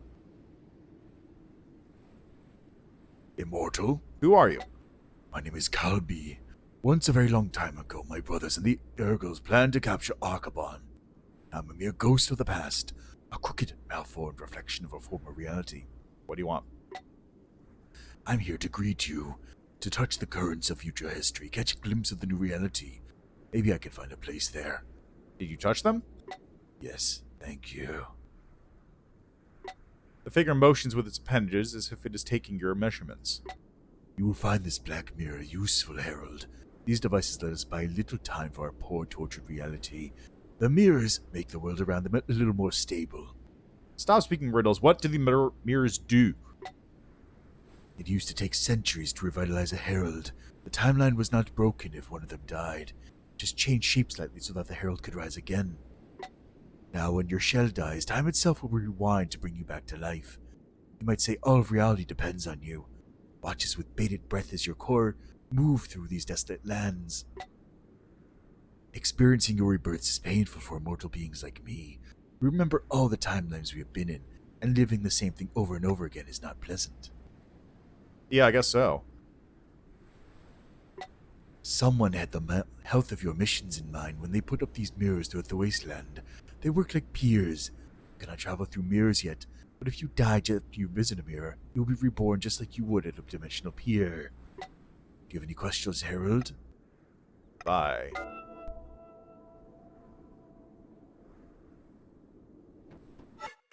As you travel through the world, you encounter strange devices that look like mirrors. They activate when you approach them and are linked to your character's fate. If you die, your character will be reborn next to a mirror.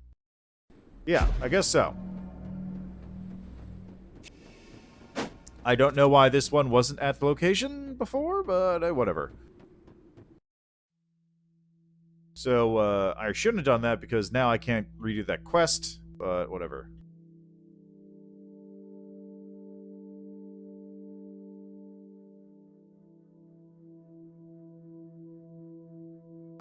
Don't worry about it. It was some kind of weird floating mouth.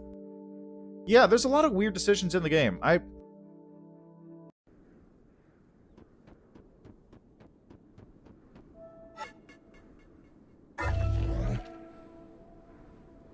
Okay, well, I got that set.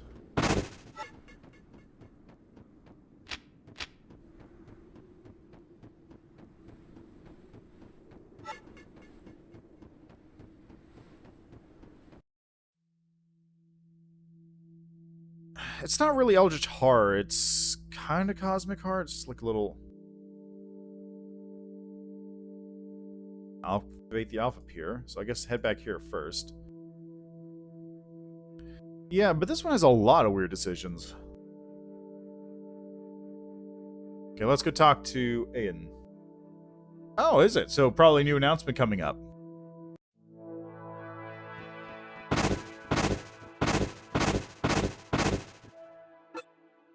I want to talk about your people. 2 hunters were killed, but I got the rest out safely. You notice the hunter's essence darken as you speak, becoming almost black. His voice loses all intonation. It's grim news for us, Herald, but I imagine you did all you could. I'm in your debt, Herald. Thank you.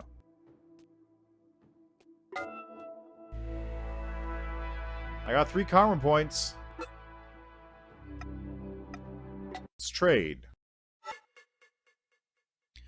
The Wasteland traders use a barter trading system. That means if you want to buy an item, you can only pay for it with other items. If you want to sell, then you need to choose what items you receive in exchange. However, traders won't turn down free items. So, wait.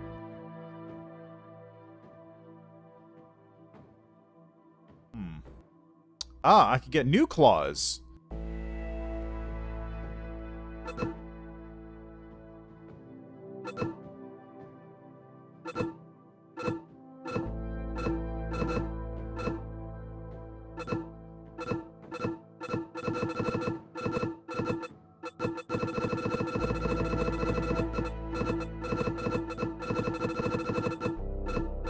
Okay, this is a little annoying. Okay, I can't trade those. Oh, no, I can't. I'm just full. I see. You're so generous, Harold. Alright, well, that takes care of this, so let's head back.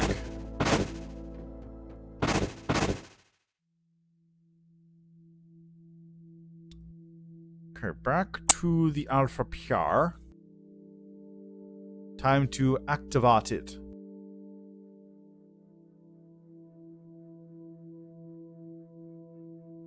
I got +5 world karma.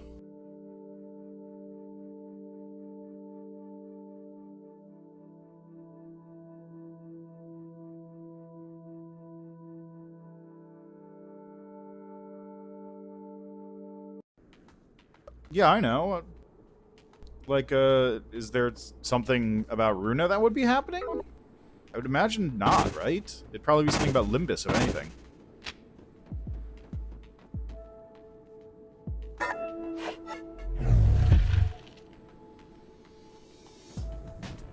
Okay, so this is activated.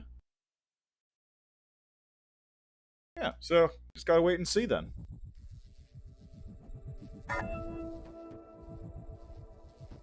Okay, so I've activated the pier, which got me back here, and now...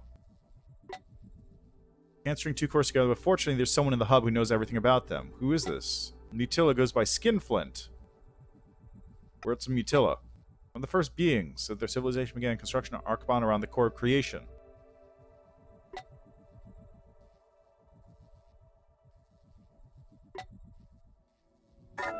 Okay, so I've got to connect up an island?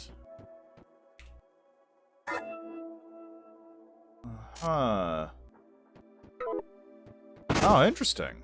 Well, I'll keep me posted on that on Friday when they do something.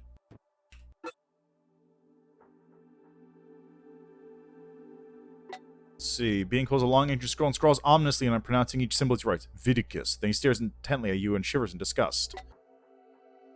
Your core can withstand the overload and crack. It looks horrible. Can you fix my core? No, such damage is beyond repair, but we can replace it. The core is not a spirit. It's just a receiver and amplifier of information.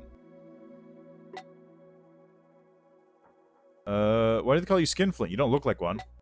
Because I don't share my knowledge or wares with just anyone. Swap out cores. Press 2 to open your inventory and select core. You can also upgrade your core to unlock rune slots. And I can also replace...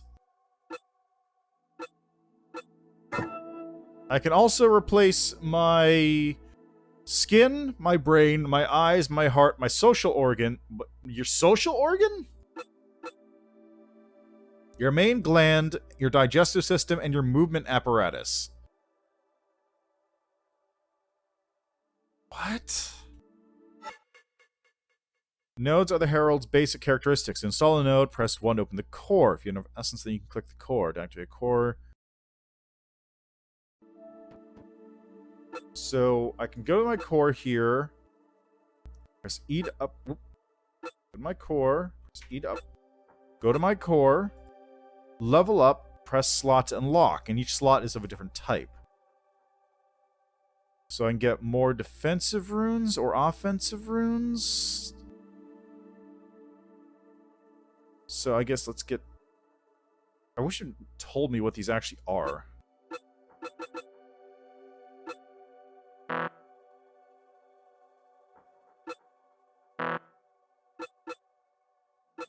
Okay, so that one goes there, which makes my damage go up a little bit. And then I have these ones, which go...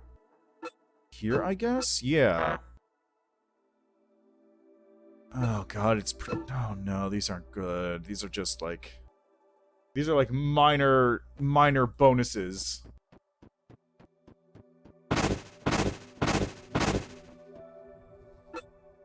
So what now? Now you can continue saving the world or lead to its destruction. Ha ha ha ha. Alright, and I guess I head over to Beta Pure? Wait, how do I... unseal Beta Pure? how do I do that?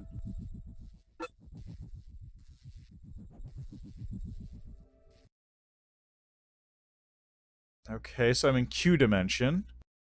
Again. But how do I go unsealed beta up here? Ah, for here.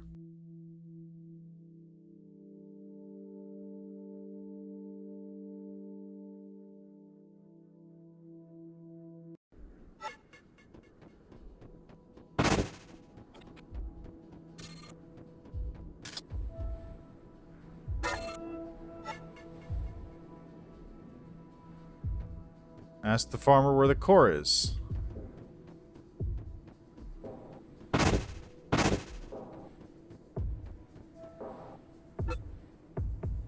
Who are you? You sell things? Do you buy? I guess you? Who are you? The Herald. My name is Almadun. Fathers are the Heralds. How can you be of use?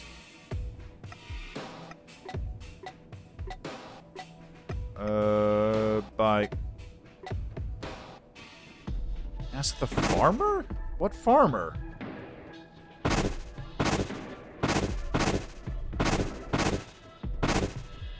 What? I am just really confused by this game in general. Okay, there's a farmer over here I have to talk to about the core.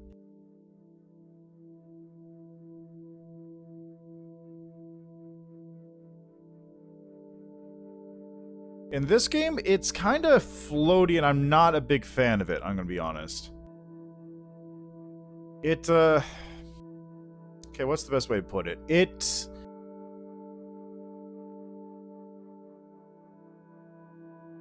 Okay, so normally when you do, like, let's say action games, right? You have good hits, like, when you hit something, it kind of, like, feels good. You either get a good hit, or you get a good reaction from the enemy or something like that. In this, there's basically no reaction from the enemy until you complete a full combo on them. You can just keep swiping away, and then, like, enemies off screen will not telegraph attacks and just snipe you from off screen.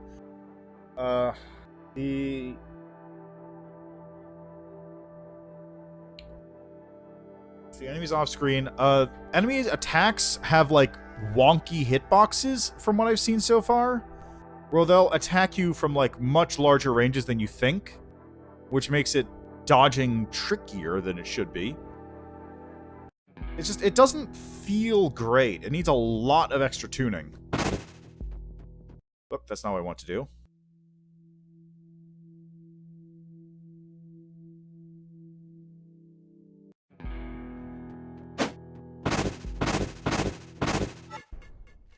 When we touch a fangud seed, you spend 1 essence to try and fertilize it. If you're successful, it will start growing fruit, which can be collected after some time used as medicine or explosives.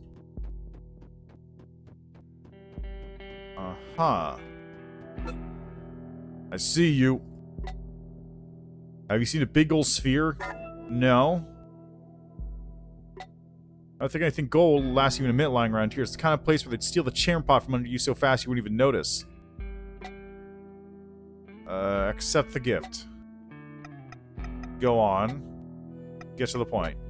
A special fertilizer. Sure.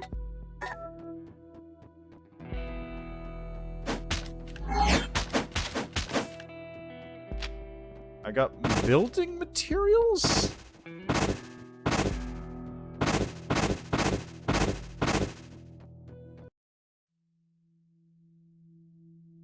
And I gotta go where again? Anyway, I'm gonna leave that demo there.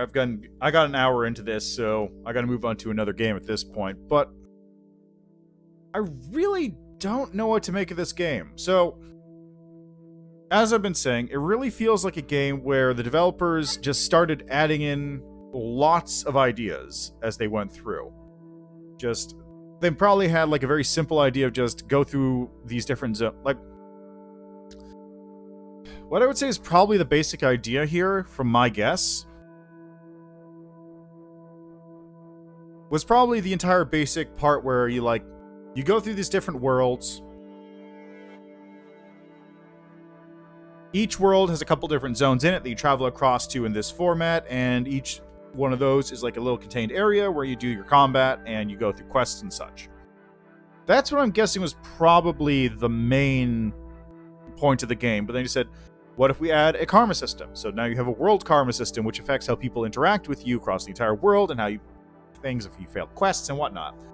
And then they said, okay, what if we added in weapon breaking or equipment breaking or consumable items? Which is a problem for me as well, because I can't use them to heal anymore, and there's no real heal things. What if we added checkpoints, and they throw in a checkpoint in a different location because they didn't program it in the locations originally? What if we added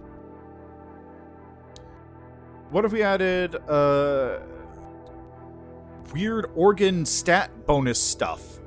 So instead of having gear that you equip organs, which give you different bonuses. And then also you have a level up system in terms of the nodes with runes, and just there's all these subsystems that have just been kind of jammed in there, but I feel like none of them have been like fully fleshed out from what I can see. Like if I go back, I can't do it in here. Skills and equipment, yeah, exactly. It's just like, just as an example, going here to my node, the runes that are getting here are all just percent damage increases. This is like the most basic kind of stat thing you can get. It's not like a major bonus. It's not specific, like, unique large things that are worth getting. It's, do you want to have this thing that does this, or do you want to have this thing that does slightly more this? It's very much a problem with, like, MMO. It's one of my problems with MMOs and stuff, where you have gear that's just a percent higher, or has like a this thing, or you get the one that actually has a unique effect, but it has less flat numbers than the new thing you picked up. It's just that kind of thing always bothered me, but that's what this kind of feels like to me. They just kind of implemented these things in a very sort of basic fashion, it feels like, and then they didn't spend time fully fleshing out the combat systems, or this system by itself, or maybe the organ system. Like, I don't even know how this one works. Like, can I craft organs? I've got ribs. This is another set of equipment that you can also get. I like how the thing actually changes the little picture as you move across those, though. That's a nice touch. And then, of course, healing is consumable, which I'm not a big fan of. That sucks, because it means that I have to not heal. Yes, Diablo has systems like that, but in general, okay, so I didn't want to bring up the relation to Diablo because I haven't played much Diablo myself. I played more Torchlight, if anything, and I haven't played much Torchlight. But the deal with Diablo is it's very more... The focus in Diablo, besides the story, quest, whatever stuff, is you also get loot. And loot is a lot of what you go for, because the loot has upgraded numbers. Things get better as you go through the game. You increase rarity as things go on. Things just have higher base stats. So as time goes on, I imagine it probably will have something like that, but it's kind of a problem I have with those games where it's just like, it's not exciting to get a new weapon which is plus 1% higher than your previous weapon. The other thing Diablo has also is very unique. It has unique, specific abilities that you get. As you level up, you get stronger this ability, you get this ability, you get this ability. You don't get a better claw that gives you a charge attack. You get a charge beam, or you get fireballs, or you get the ability to spin around like a Beyblade while you weave through enemies, or you get the ability to become invulnerable for a period of time, or stuff like that. It's exciting, it's new, it's fancy, it's not a percent increase. And also the combat just feels better in general, because things react. You hit things, they stop, or they are doing an attack, which means you can get a couple hits in before you dodge out of the way of their big swing. It feels better to do combat than it does in this. Again, that's very much apples to oranges in some instances, because one of these games is made by a developer who is clearly trying to do something new and fresh, and the other one is made by a company that has not made like a new game since 2014 or something. I'm not kidding. Like the last actual new game that Blizzard made was like Overwatch, and they have not made a single new game since then.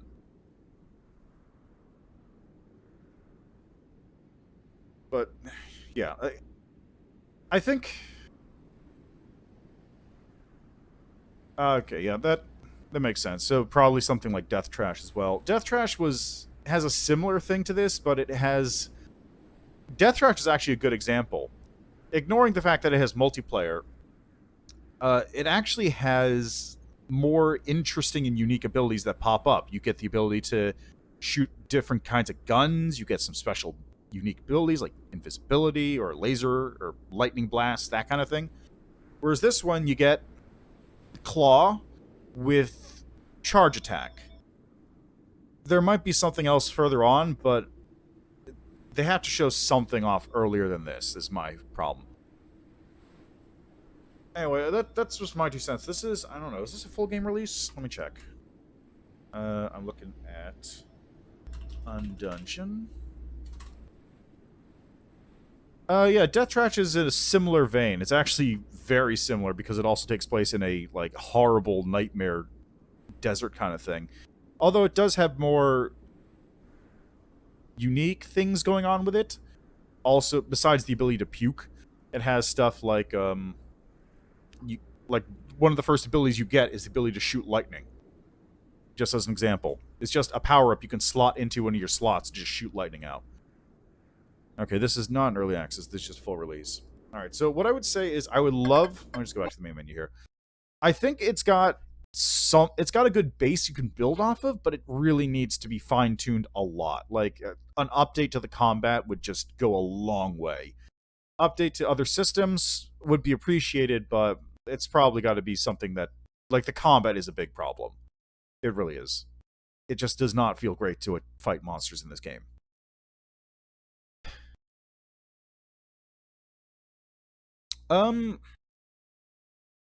It is more of an adventure game, but it does have combat sections like this one. I played it on stream a little while ago. It also has a free demo, I might point out, for Death Trash. I think I stopped playing that one after like 40 minutes because I was feeling a little ill from looking at it because it's kind of it's real grimy. Anyway, that's my 2 cents about Undungeon. Yeah, you should. It's a good game. It's got some really interesting stuff going for it. Like meat. Lots of meat. But yeah, that's my 2 cents for Undungeon. Really just needs the combat to be fixed up, tightened up, really made ship shape. And then once that's set, the rest of it can sort of follow, like, at whatever point, maybe some kind of loot overhaul or eventual upgrades to that. Just the combat is kind of an issue. It doesn't feel fancy to do stuff. It doesn't feel very good to hit things, even just in the basic form. And it doesn't feel great. But anyway, that's where we're going to leave Undungeon. So let's move on to the next game I had lined up.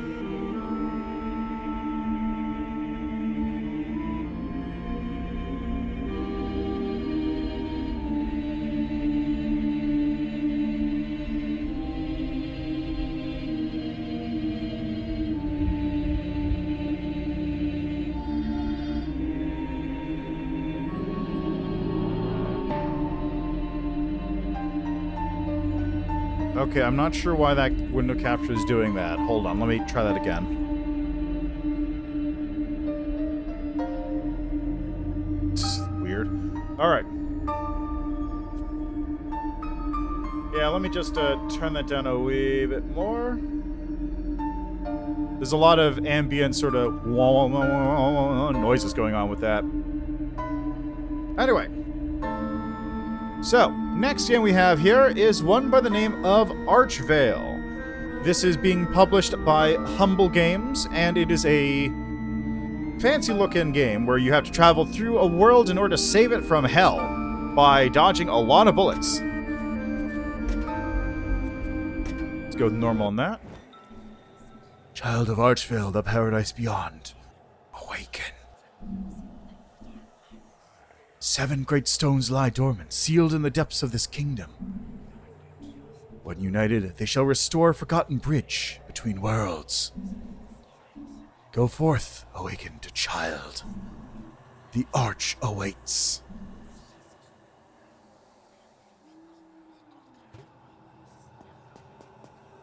Yeah, so apparently... Oh, look at this. Apparently this is a bullet hell style game. But it's also an RPG. It's not a roguelike or anything. It's just straight up RPG adventure bullet hell, which is a interesting combination. Hi. Oh, and Blade. Oh.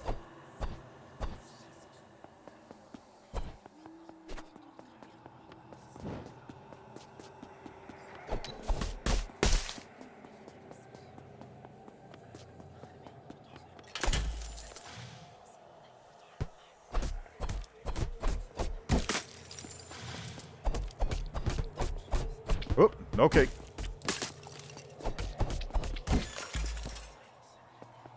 Okay, that could have been bad.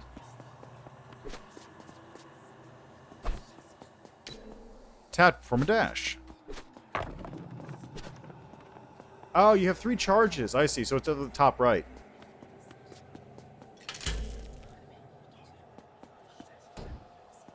Dash through projectiles to evade damage.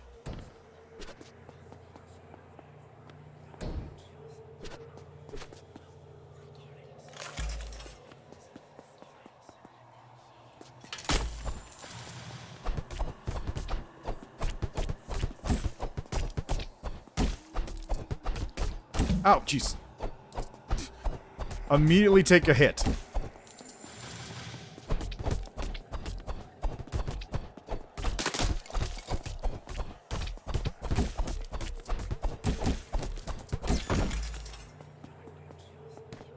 Onyx ring.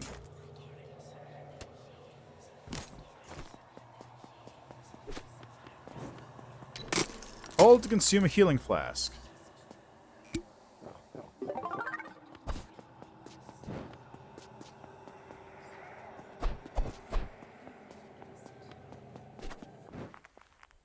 Cradlewood.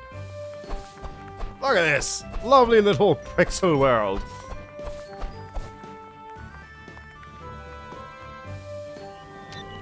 Fountains restore your health and healing flasks. If you fall in battle, you'll awaken at the last fountain you used.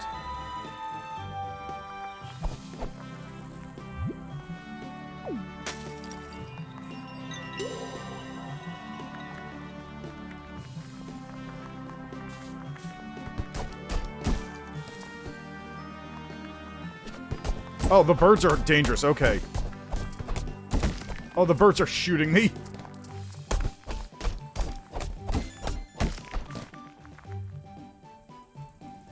Yeah, well, besides the... It does have that... Enter the Gungeon does have the one character as a sword. Blasphemous swords. Yeah, I can kind of see that vibe, too. Like, that was actually my first thought. Although, unlike Enter the Gungeon, this is a world map. It's not a roguelike, so you will constantly be making progression through this. Ooh, damage. I'm glad there's a map down here, or else, because some of those things are hidden.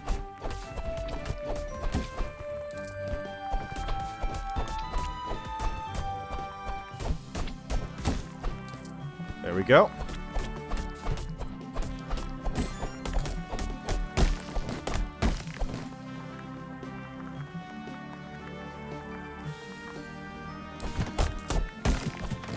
I gotta see something here. Is it? Oh, no. Options. Screen shake. Let me turn that down to like 50%. Oh, probably quite. We'll probably see that in a moment. I have a very funny feeling. You see that big old white room right there? How much you want to bet that's a boss? Look at all these crafting materials I'm getting, though. Okay, good. Fair enough, fair enough. Timberwell. Oh, it's a town.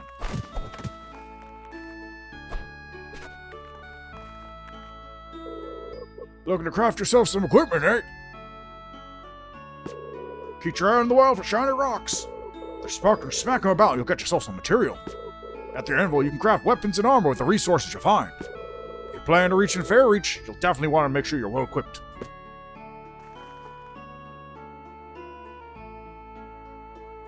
Oh, look at this. I can make armor. Shell plate mail. A shell axe. A shell blade. And a snail rod. I don't have enough iron to make anything good. I need 20? Ugh. See, 45, 35, jeez.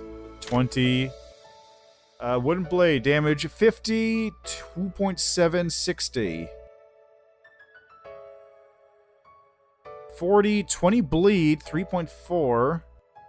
But also, actually no range. How about a shell axe? 35 damage. A little bit slower, but more range. 35, 2.3, 300 range. Jeez. You know what, let's craft the snail rod.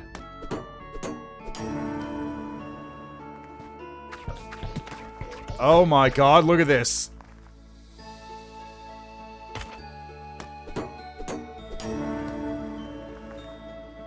Is that equipped? No, it's not. Now it is. Oh, look at that. Got a little helmet. I saw a slime the size of a house. Nobody believes me, though.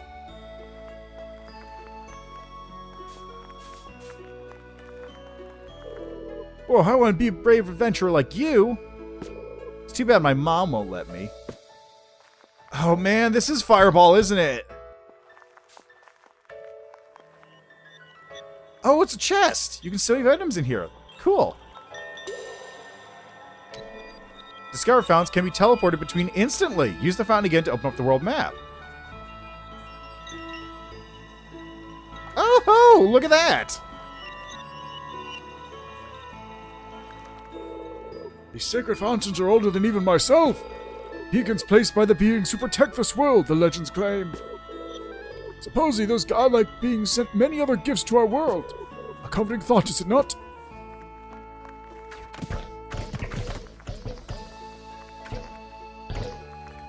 Well, let's see how well... Oh, look at the ducks!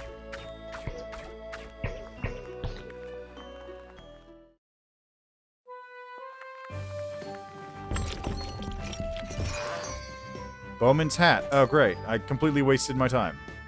Less defense plus 10% range damage. It's not that much less defense.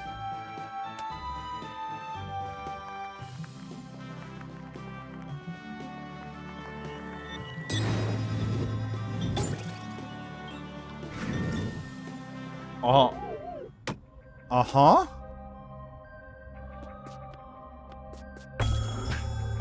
What? Okay, I've got to dodge this stuff.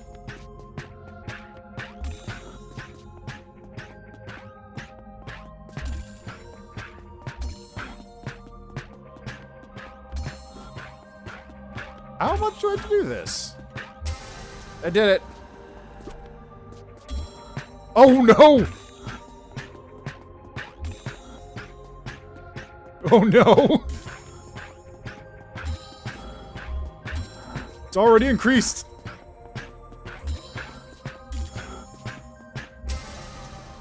Okay, is it gonna be 3 now? Sure is! Oh no, it's just machine guns.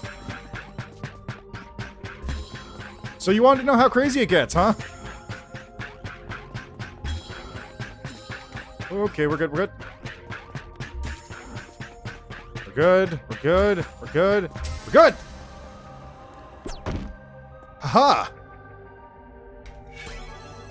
Found a new badge, Arrow Bender. Range projectiles bend towards enemies. Ooh. Badges can be equipped from the badge tab of your inventory. You must use it for fountain before any effects from badges are applied. Okay. Oh. Oh. Oh. Okay. Look, if you think about it, the moon is just a giant projectile. That's all I'm saying.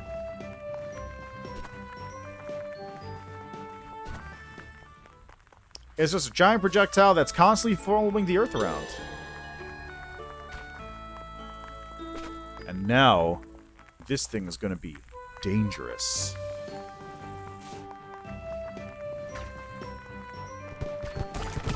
Oh my god, it explodes.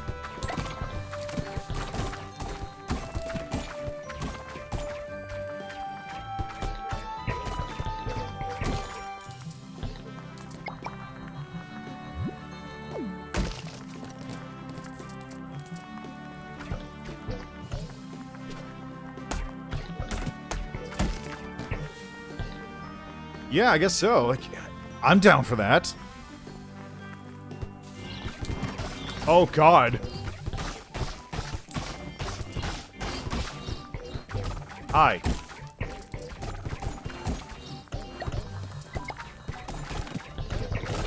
Okay, I gotta keep track of the things that are happening on screen, because there's a lot.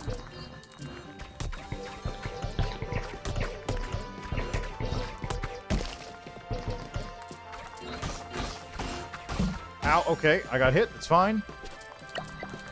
It's fine.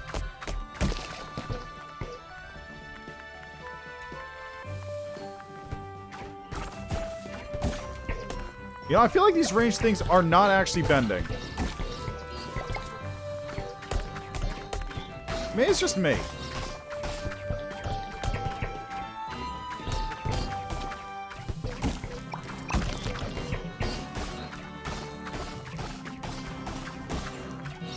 Oh, no, maybe they are a little bit. It's hard to tell, though.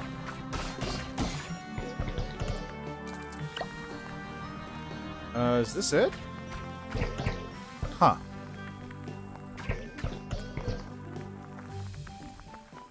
Oh, you mean the little noise that pops up whenever you clear a room?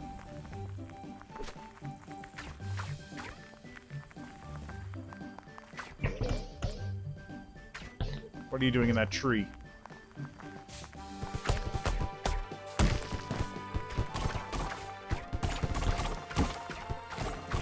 Oh man, this thing is so strong. The AoE is so powerful.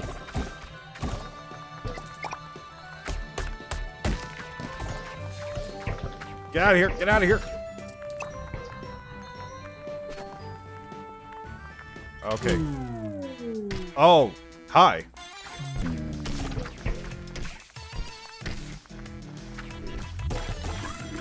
Wait a minute, I know that moveset. That's Monstro!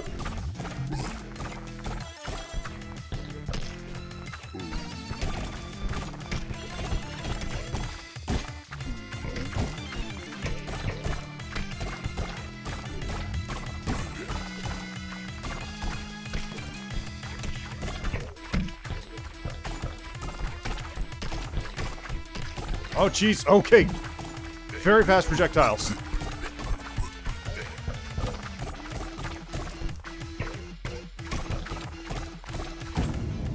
Ugh.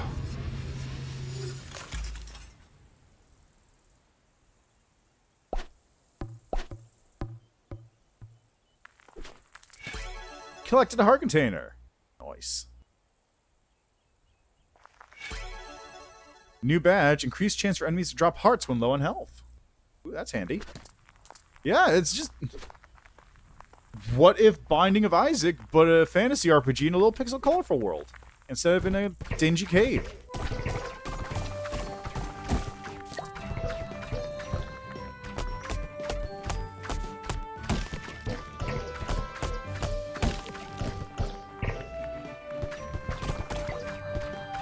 And also, I guess, with twin stick aiming instead of cardinal direction aiming.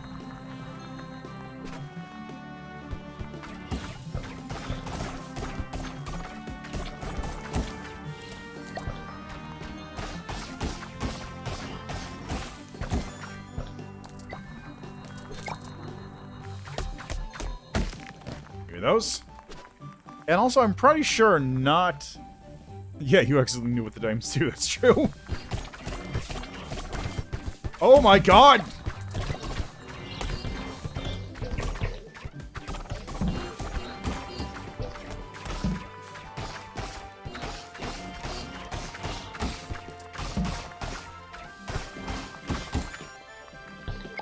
That was a lot of projectiles. Huh, weird. I was only able to attack from one direction. Strange.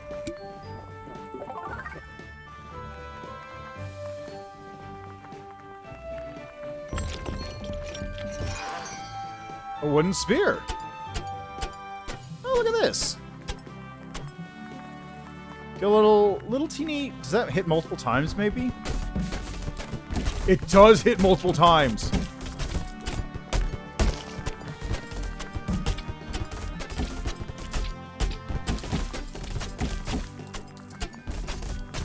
So if you maintain proper distance from enemies, it actually hits a lot. Sapphire ring. Magic damage increase.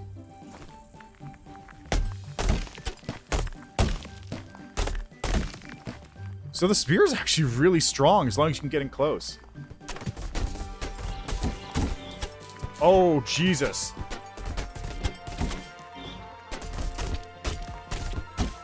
It also seems to be debuffing these enemies somehow.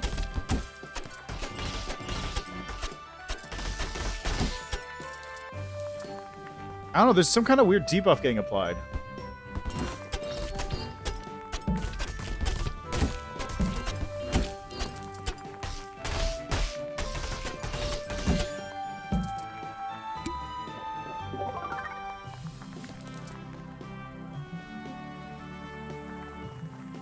Yeah, that's true.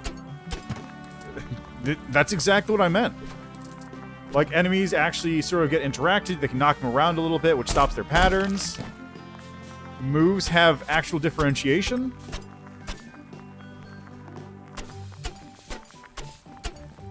Now, what's up here? Oh, it's a fountain. And a shield? Blessing received. Your defense has been increased by 1. Hey. Wait, really? I can't... Okay, yeah, I was wondering about that. And enemies respawn. You know, I was expecting that. Couldn't be sure it was going to do that, but I had a feeling.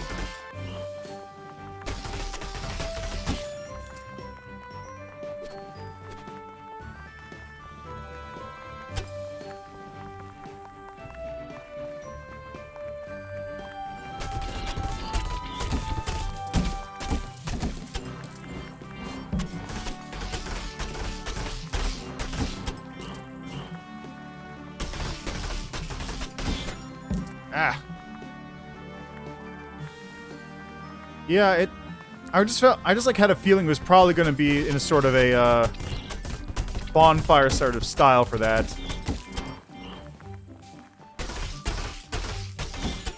I mean, you get limited charges of healing. What that you sit down at when you get over to one of these things? Like, is it not going to be a bonfire or what?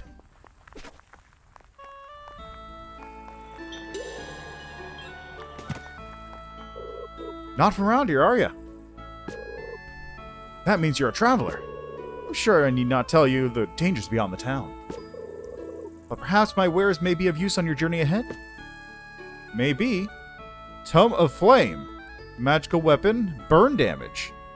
Apprentice Hood, magic damage up, and defense. I got some good stuff there. Hello there, little one.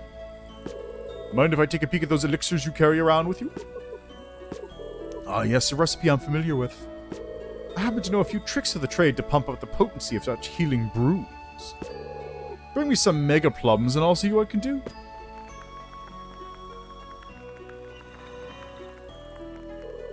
Got your eyes on my array of trinkets and treasures. Little child, I doubt you could afford even the cheapest of a collection. Regardless, these are not for sale. I'm a collector, you see. Now, child, if you happen across any treasures akin to mine, please do bring them to my... I put a pretty penny, I'll have you know. Hello, little traveler. Have you come to browse my extensive badge collection? Increased melee damage, increased magic damage, increased range damage. Ah! Oh, I see. So it's different types. These two are melee damage. This is magic damage, so if I had a bow, it would be a range damage. Ah, and that's why my ring... That's why my badge isn't doing anything. I see. I would have to craft an axe. Which I could. Or a bow. 44, 360, 160. So it's just straight up better. How much does it take? 25. This one only takes 20, though. I see. Well, no. I have 3 badge notches. I can't equip 3 badges. I can only... Like, this one takes 2 notches. So if I had another badge... Oh, I have one. So there you go. I can equip these 2, because that one takes 1, this one takes 2. So it works similar to Paper Mario.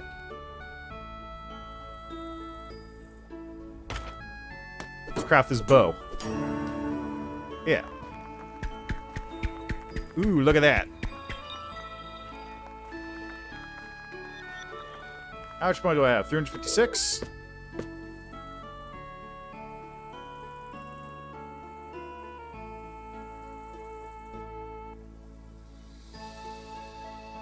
Oh, almost certainly. Question, of course, is what and how far in the game is it?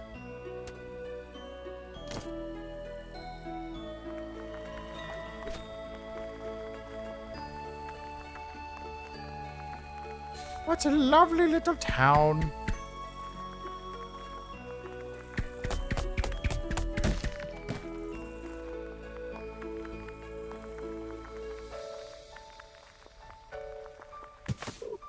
Slimes, chickens? Man, all boring. I've seen enough of them. You know what I really want to see? I've heard there's a cave beyond Cradlewood which is filled to the brim with crabs. I'm the founder and sole enthusiast of the town's Crab Enthusiast Club. The location interests me greatly. Damn bandits have overtaken Amberpath once again. That Atom Glade was once a lovely spot for evening walks, but recently it's become rather hazardous. Yeah, well, I mean, I'm sold on this game too. It's great. It's like yeah, just gameplay-wise, it's Binding of Isaac if it was an RPG instead of a roguelike. You're new here, right? Are you planning on traveling beyond the town? Back in my youth, I'd visit Duskcrag. We'd spend our time kicking bouncy cacti at those big old bisons. That always got him real mad. Oh, actually, no. You know what this game is?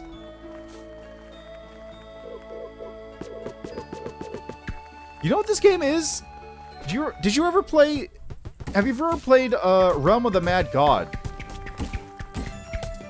I'm pretty sure that's what this is, actually. It's an RPG. It's a sort of twin-stick sort of shootery thing. Although that one is, like, multiplayer and weird. This one isn't as much. Okay, this bow's pretty great, though.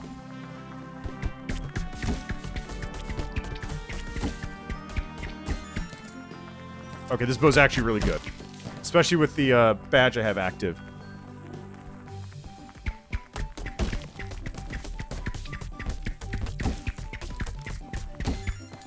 Man, Realm of the Mad God. I can't believe that game's still around.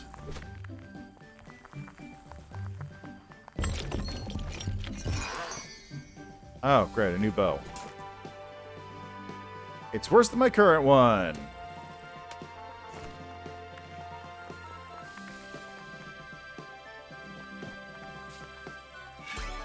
I got a Mega Plum. Just gotta take that back to town, I guess. Ooh, there's a thing up here. What's that?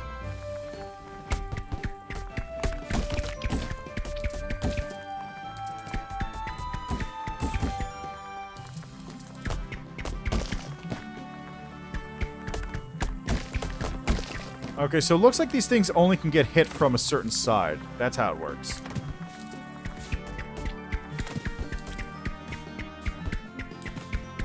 You want... God, got hit.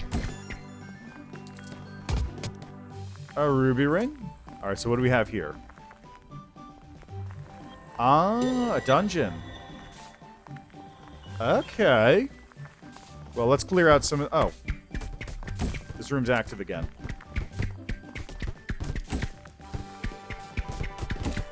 Get wrecked, nerd!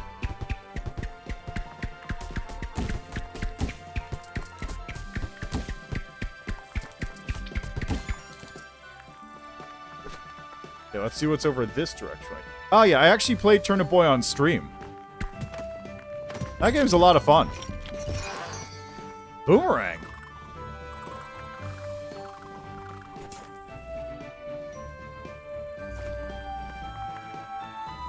I wonder. Oh. Here we go. But yeah, Turnip Boy's a lot of fun, even if it is a fairly short game.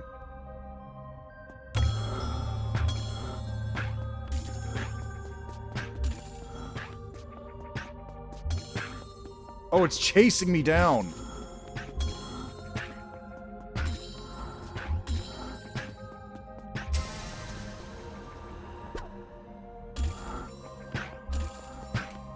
Okay, they're mirroring each other now. Hey, oh, hey, oh, no, hey, oh, hey, hey, hey, hey, hey, hey, hey, hey. We're good, we're good.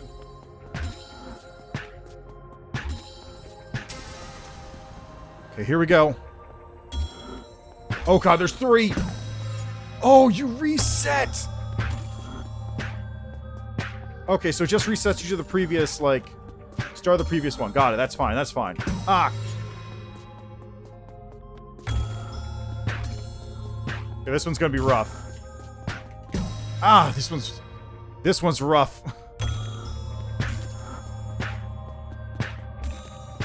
Yeah, it's kind of hard, because I thought the movement... I guess the movement is kind of like random.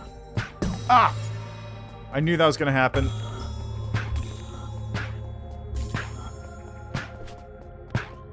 Ah!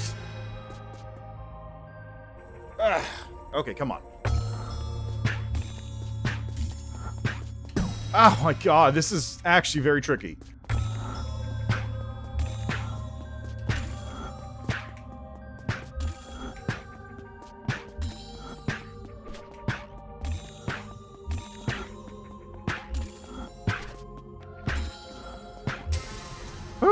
Okay, one more. Okay, thank god. Paladin's Light. Melee weapons deal fire damage while at full HP. Yeah, I really appreciate that too. So it's really not particularly punishing. It just... I imagine it's going to get way harder as time goes on.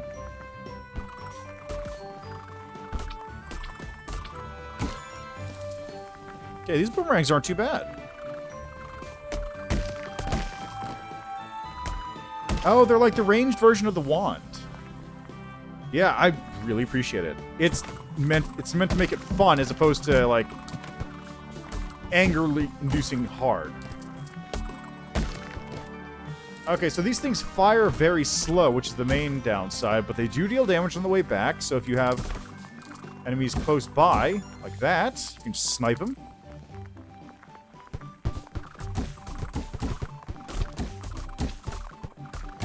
This is actually pretty good. I like these boomerangs.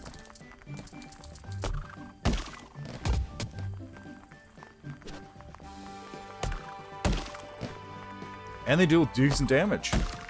I think the bow's still better in this instance, but it's not bad at all.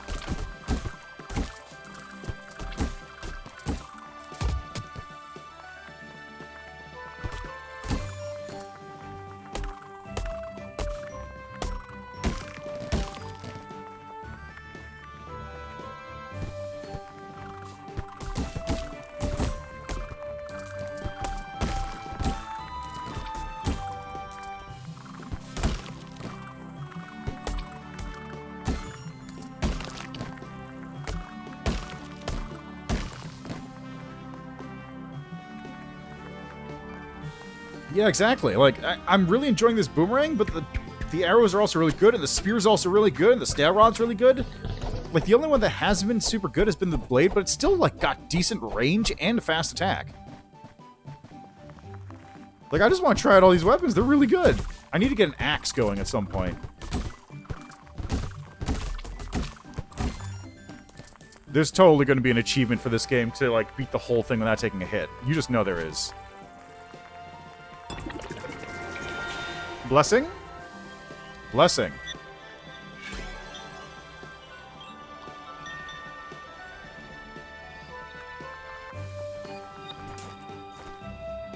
Okay, so I just head over here. Oh god, yeah, the sword that just has no range at all. Totally. I wonder how that thing works. You know what? I could probably craft it.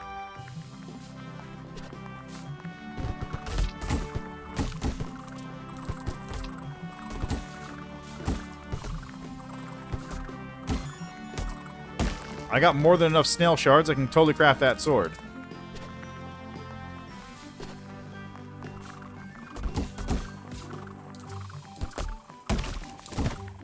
Oh, hi.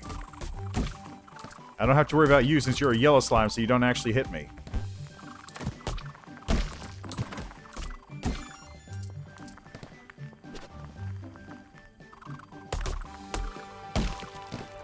Oh, there's another one. I didn't see that. Good, good, good.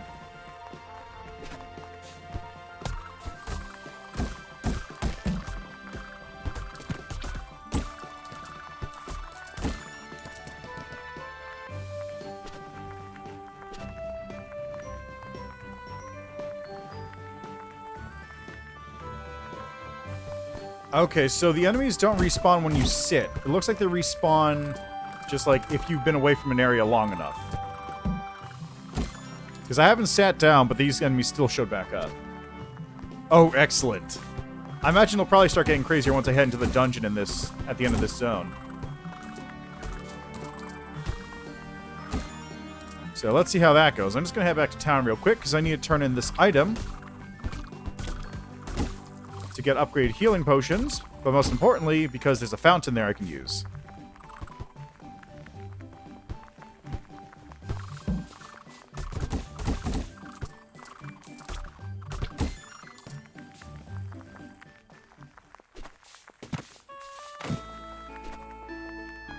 Look at those Stardew Valley chickens. Yeah, I mean, it's a fun little game. He brought me a Mega Plums. See if you have all the Mega Plums we need to make a start. Now let me work my magic.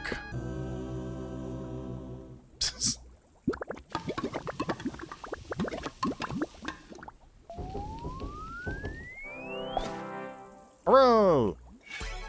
Healing Brew level 1.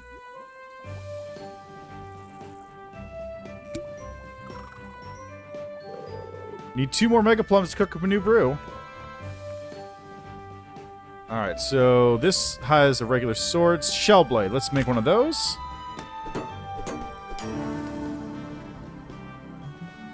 And Iron Throwing Axe. Let's see, Iron Short Blade. Oh, I had one there, but I already just made the Shell Blade, so I'm not too worried about that.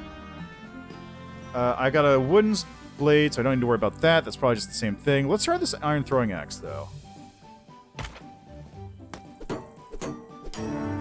Oh!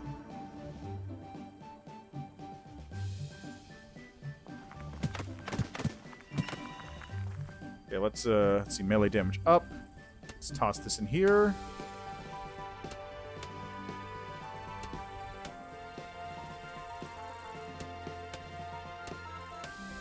Attack speed up. Ooh. Defense up by 1. That can go away. Let's do this. Oh, that's what it means by 0 range. Like, look at this.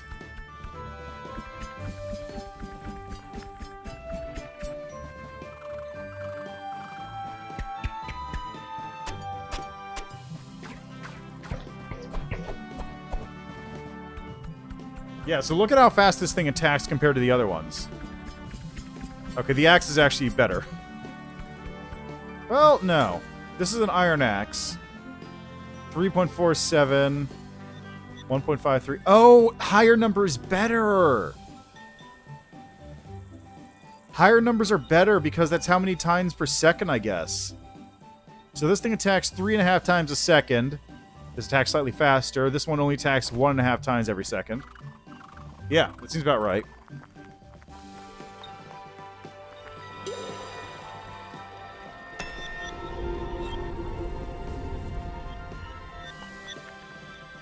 Let's try the shell blade out.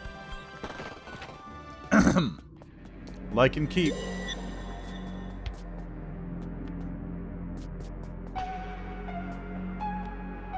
I need to get a key to get through there. Oh, it does bleed! That's right!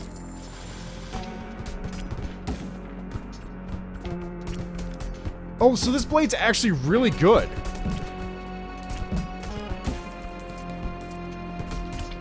Because look, it's just bleeding them down as it goes. I can just hide out here for a second.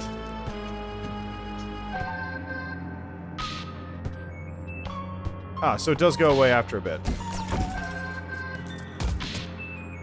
I got a lamp? Copper treasure. Oh, so it goes to the treasure guy. So I have a throwing axe next.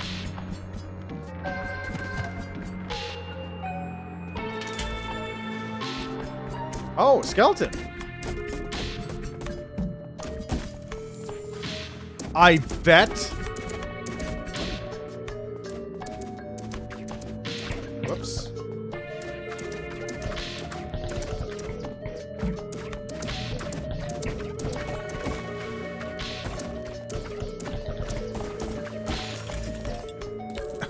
Oh my god, look at this. Look at this fucking boss key.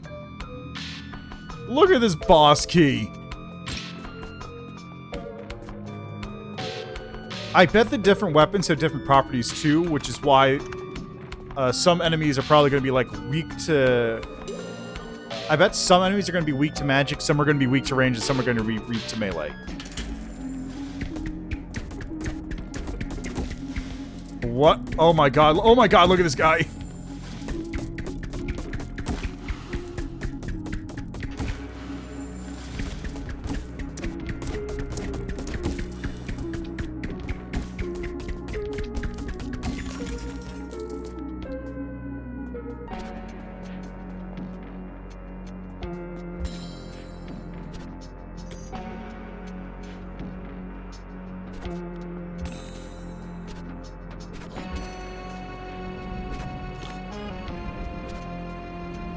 What are those about?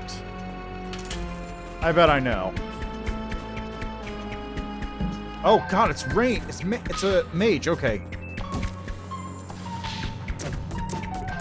Oh my god, it's a lot of arrows.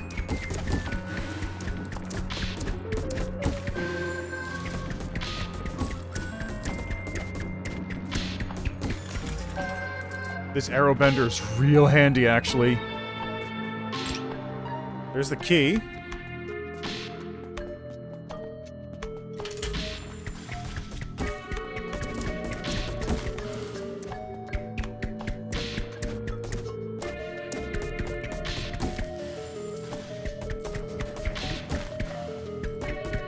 Oh god, there's pits. I didn't even notice.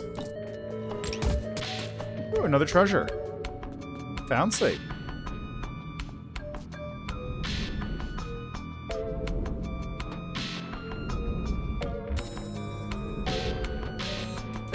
Oh, okay.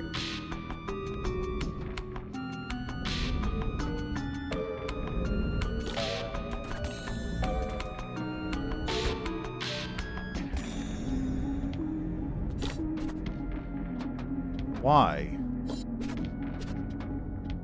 What is the point of those?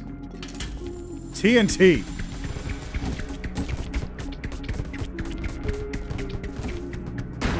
Oh my god, that's exactly what I was hoping for.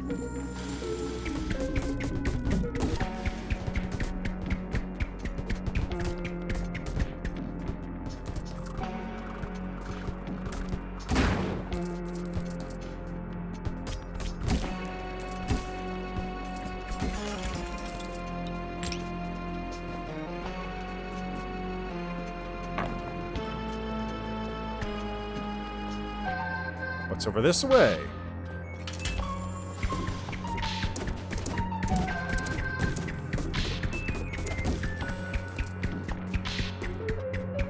Oh god, those move. They track you a bit.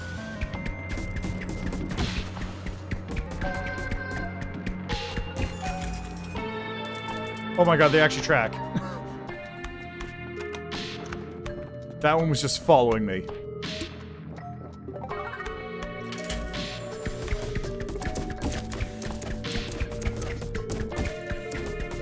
Come on.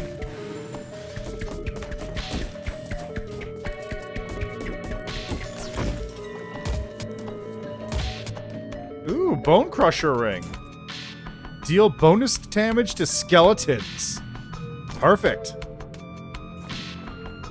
Also gives me way more attack speed. Well, not that much more, all things considered.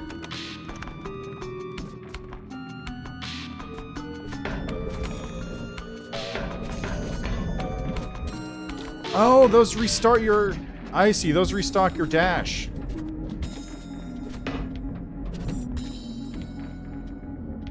Okay.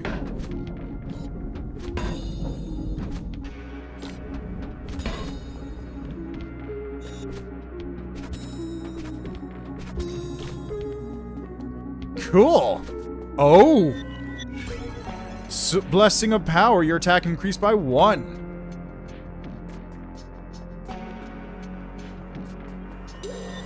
Ah. It's the boss, I guess. I still haven't checked out that room, but it's fine.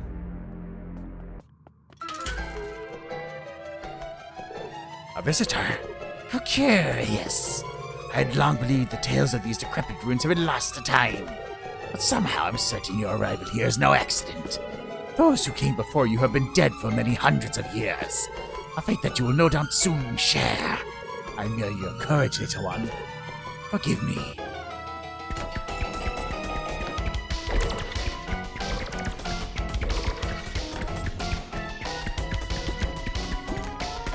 Oh, God.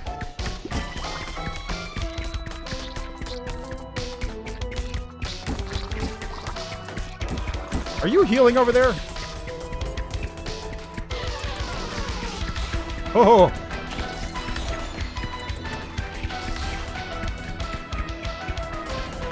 Oh, hi. This is already way ramped up from before.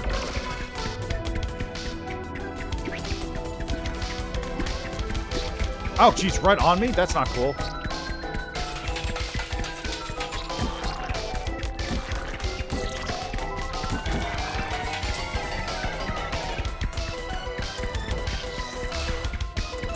Also, this music is fucking bop.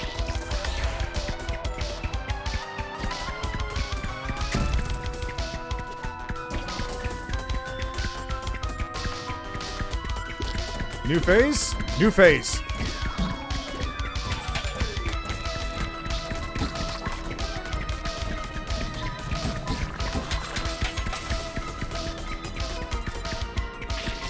Oh!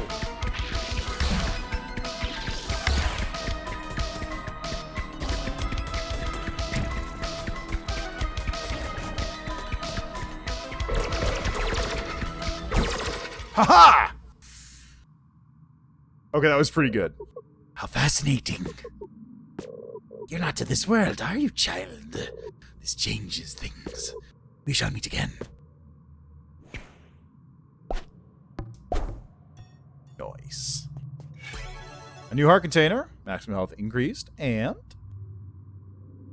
a third bottle. You can carry an additional healing flask.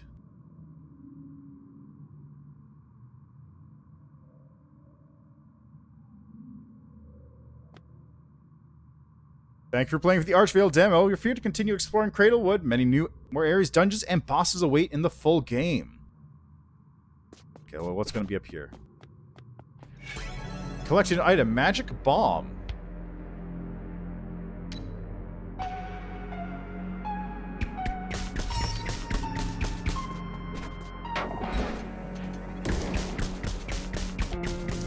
Aha! Oh, it's an archstone, of course! Of course, because Archvale, and you need to make the arch. Check that out. Yes, I have played Necrodancer. I'm not very good at it, but I have played it.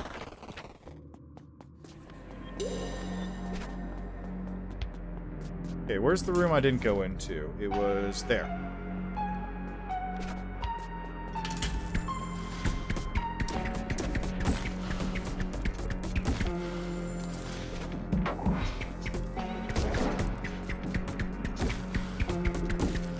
It did not do anywhere near as much damage as I was hoping it would do.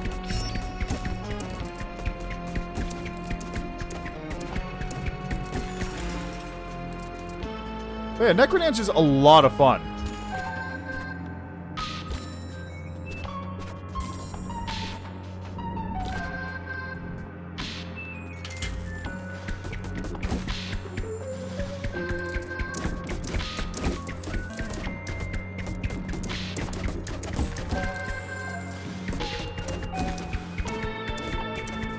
Ooh, wait, what is I... Oh! Oh my god! Look! Look! I can set my arrows on fire! Does that work with anything else?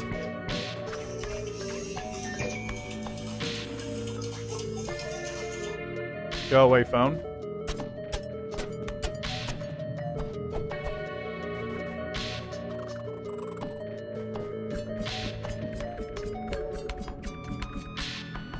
I think it only works with the bow. Nothing else gets set on fire. Just the bow. Ah, that's so good. So it's a completely unique little mechanic that only bows get.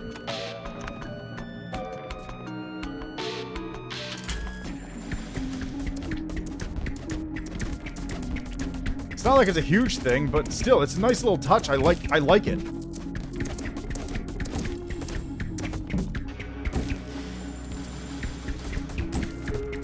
Oh my god. Hi.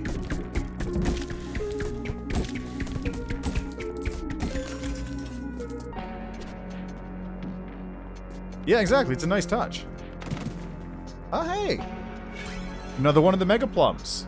I don't think there's another Mega Plum out here, but if there was, I could upgrade my health flask again.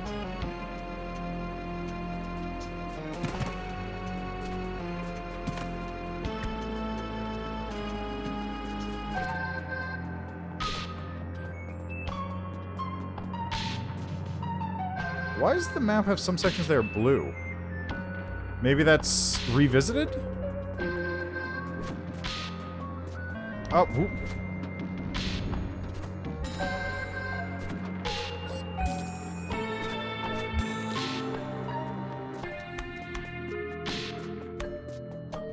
Or maybe... Let me see something here. If I go to the right...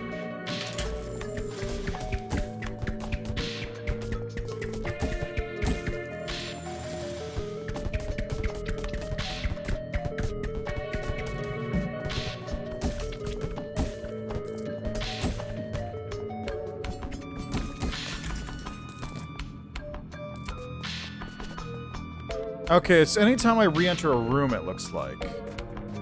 So maybe it's just rooms I've entered since the last time I was at this fountain? Or maybe it's... Okay, those are rooms that are cleared out, I think. I think that's what that means. Okay, I can't teleport out of this dungeon.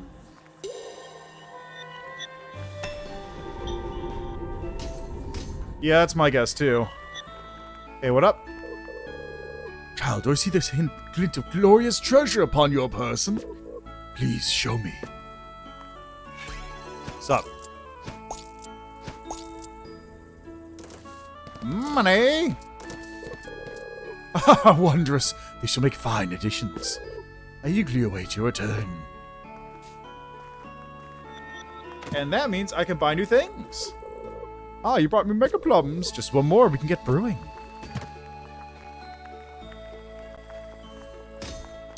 Oh, I never talked to you. Children like you should not be lurking beyond town. But if you must, those weapons just you should work. I've been a smith for many a year, perhaps one of the best. For a field gladly reinforce those shoddy weapons of yours. Weapon reinforcement. Upgraded to a +1 bow, so it does slightly more damage. Very slightly.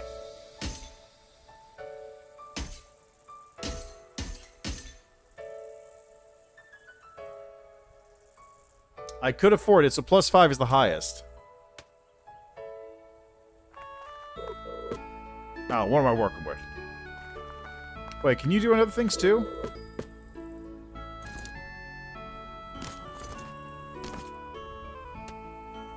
Okay, only weapons. Gotcha. Look at me. This is great. I love this game. It's so... This is great.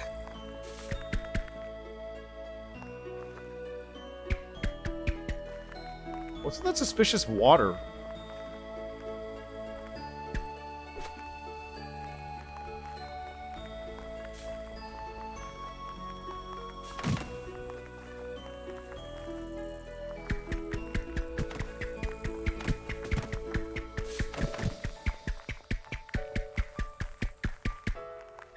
I don't think there's anything... Oh, what?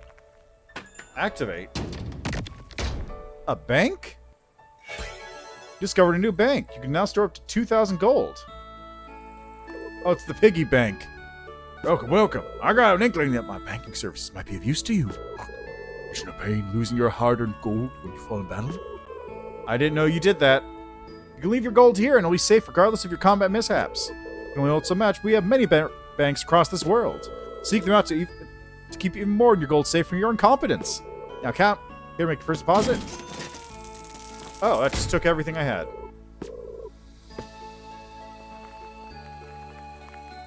Wait.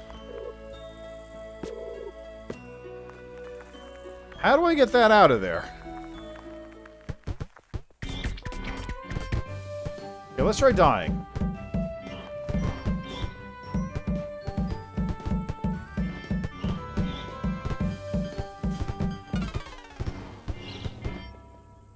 You have died. Lost 0 gold. Thank goodness. Oh, this is the last place I was at?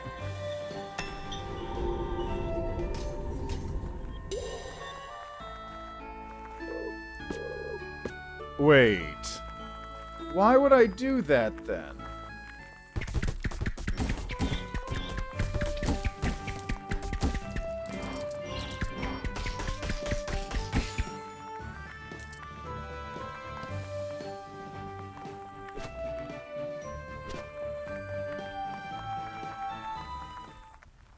Let's see. No! There's something... Okay, so there's something else here. Yeah, it just automatically sucks in your money. So you can't get the money out easily. So there's got to be some other way to do it. See, was there a piggy bank here?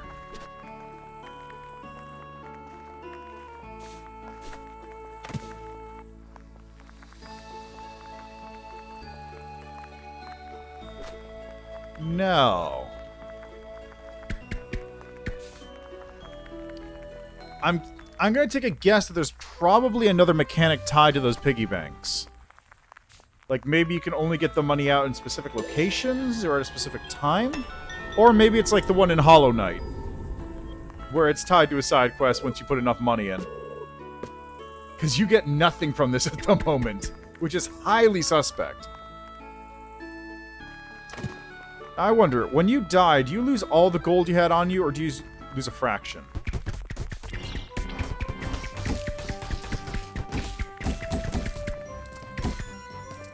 So let's see, I've got 14.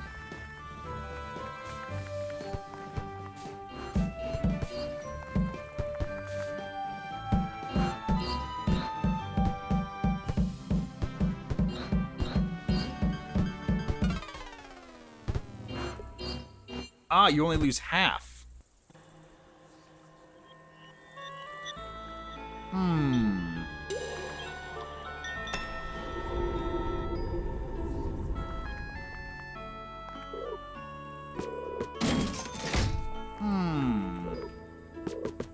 It may also just be something that isn't implemented. Oh, try to shop. Yeah, good idea. Aha! Look at that. Yeah, you were right. So I'm carrying 0 gold, but it just goes directly to shop money. Aha! Oh, look at this. This is pretty good.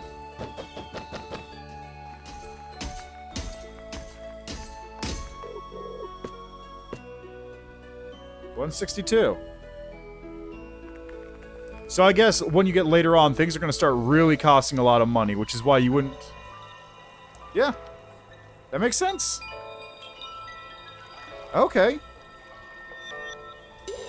So I guess later on, you're going to really need more of these banks, because I'm guessing you're going to have to store a lot of money to afford all your upgrades. But yeah, this is a fantastic little game. This is great. This one I can definitely say to check out, because it's just a very fun game. And it's kind of refreshing to have one of these kinds of games that for once isn't a roguelike. So you actually can explore and do stuff with that.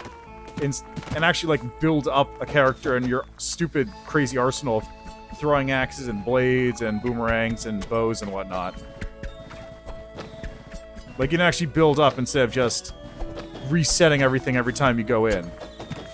I do appreciate roguelikes, but this is also fun. It does mean that you can actually set yourself up to do stuff when you go into dungeons. Alright, anyway, that is enough for Archvale, I think. Switch to the menu here. So, once again, that is Archvale. Definitely check that game out. So there is a demo available. I don't know if the one on Steam is currently available. It's should have one, but if not, you can just go to the Humble store and buy it. It's free.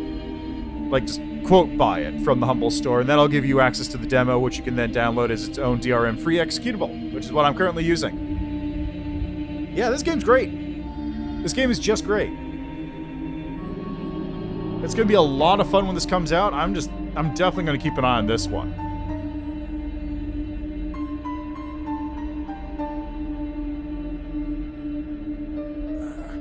But also, I think that's about all I have time for today. Yeah, I gotta get going. Which, that times out perfectly well. So, those games, again, today were... Let's see, we had, first, Lumencraft, which is an interesting game. It's still early.